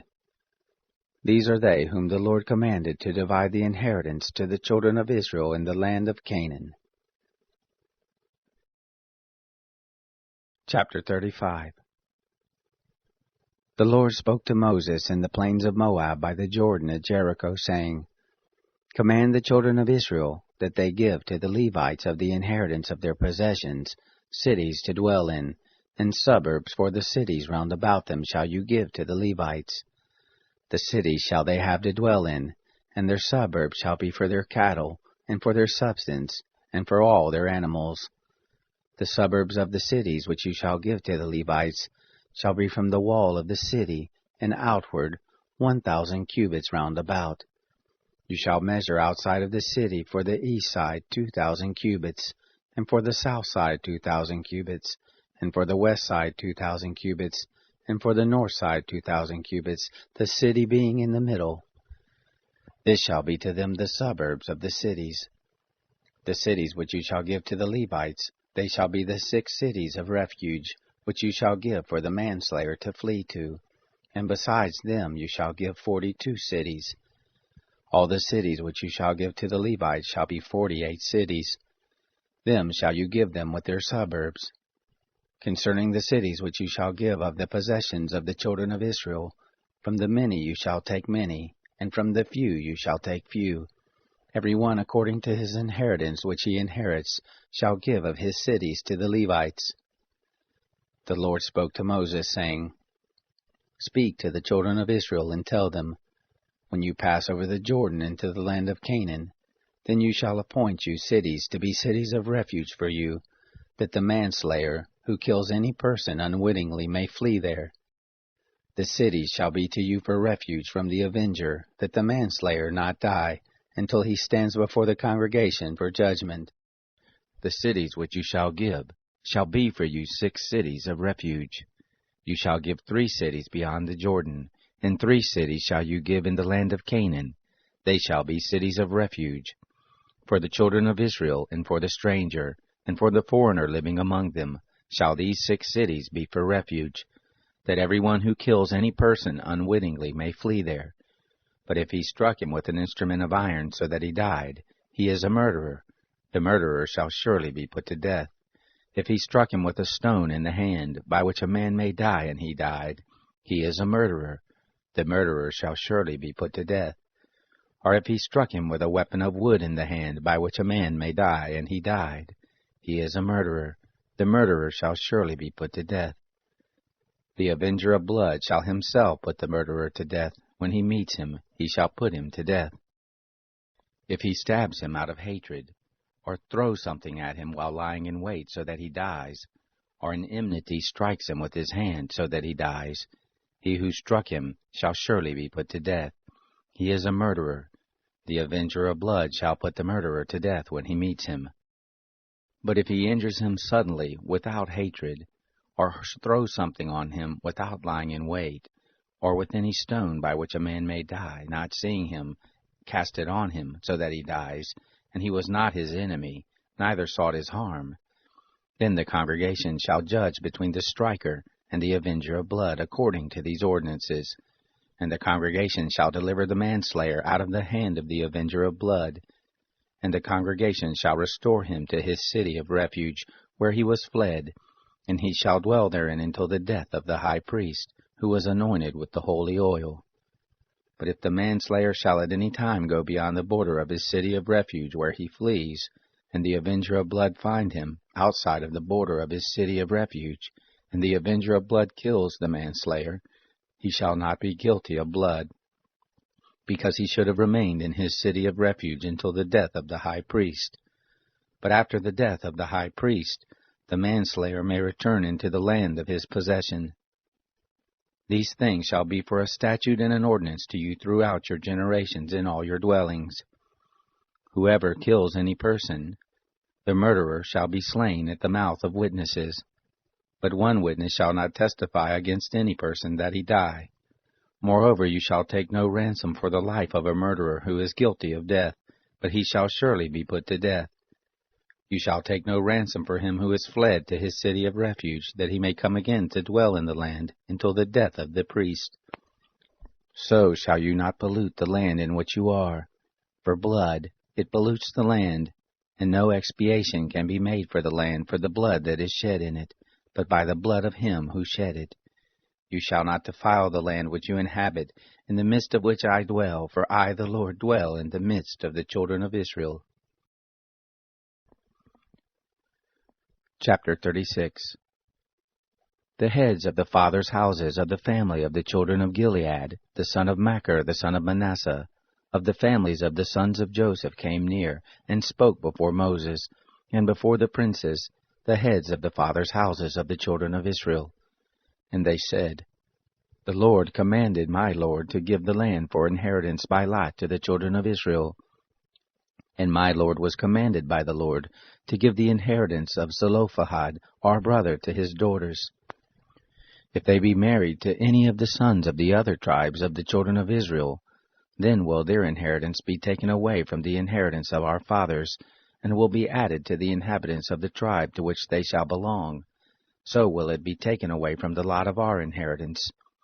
When the Jubilee of the children of Israel shall come, then will their inheritance be added to the inheritance of the tribe to which they shall belong. So will their inheritance be taken away from the inheritance of the tribe of our fathers. Moses commanded the children of Israel according to the word of the Lord, saying, The tribe of the sons of Joseph speaks right. This is the thing which the Lord does command concerning the daughters of Zelophehad, saying, Let them be married to whom they think best, only into the family of the tribe of their father shall they be married. So shall no inheritance of the children of Israel remove from tribe to tribe, for the children of Israel shall cleave every one to the inheritance of the tribe of his fathers. Every daughter who possesses an inheritance in any tribe of the children of Israel shall be wife to one of the family of the tribe of her father, that the children of Israel may possess every man the inheritance of his fathers. So shall no inheritance remove from one tribe to another tribe, for the tribes of the children of Israel shall cleave every one to his own inheritance. Even as the Lord commanded Moses, so did the daughters of Zelophehad. For Mahlah, Tirzah, Hoglah, and Milcah, and Noah, the daughters of Zelophehad, were married to their father's brothers' sons. They were married into the families of the son of Manasseh, the son of Joseph, and their inheritance remained in the tribe of the family of their father. These are the commandments and the ordinances which the Lord commanded by Moses to the children of Israel in the plains of Moab, by the Jordan at Jericho.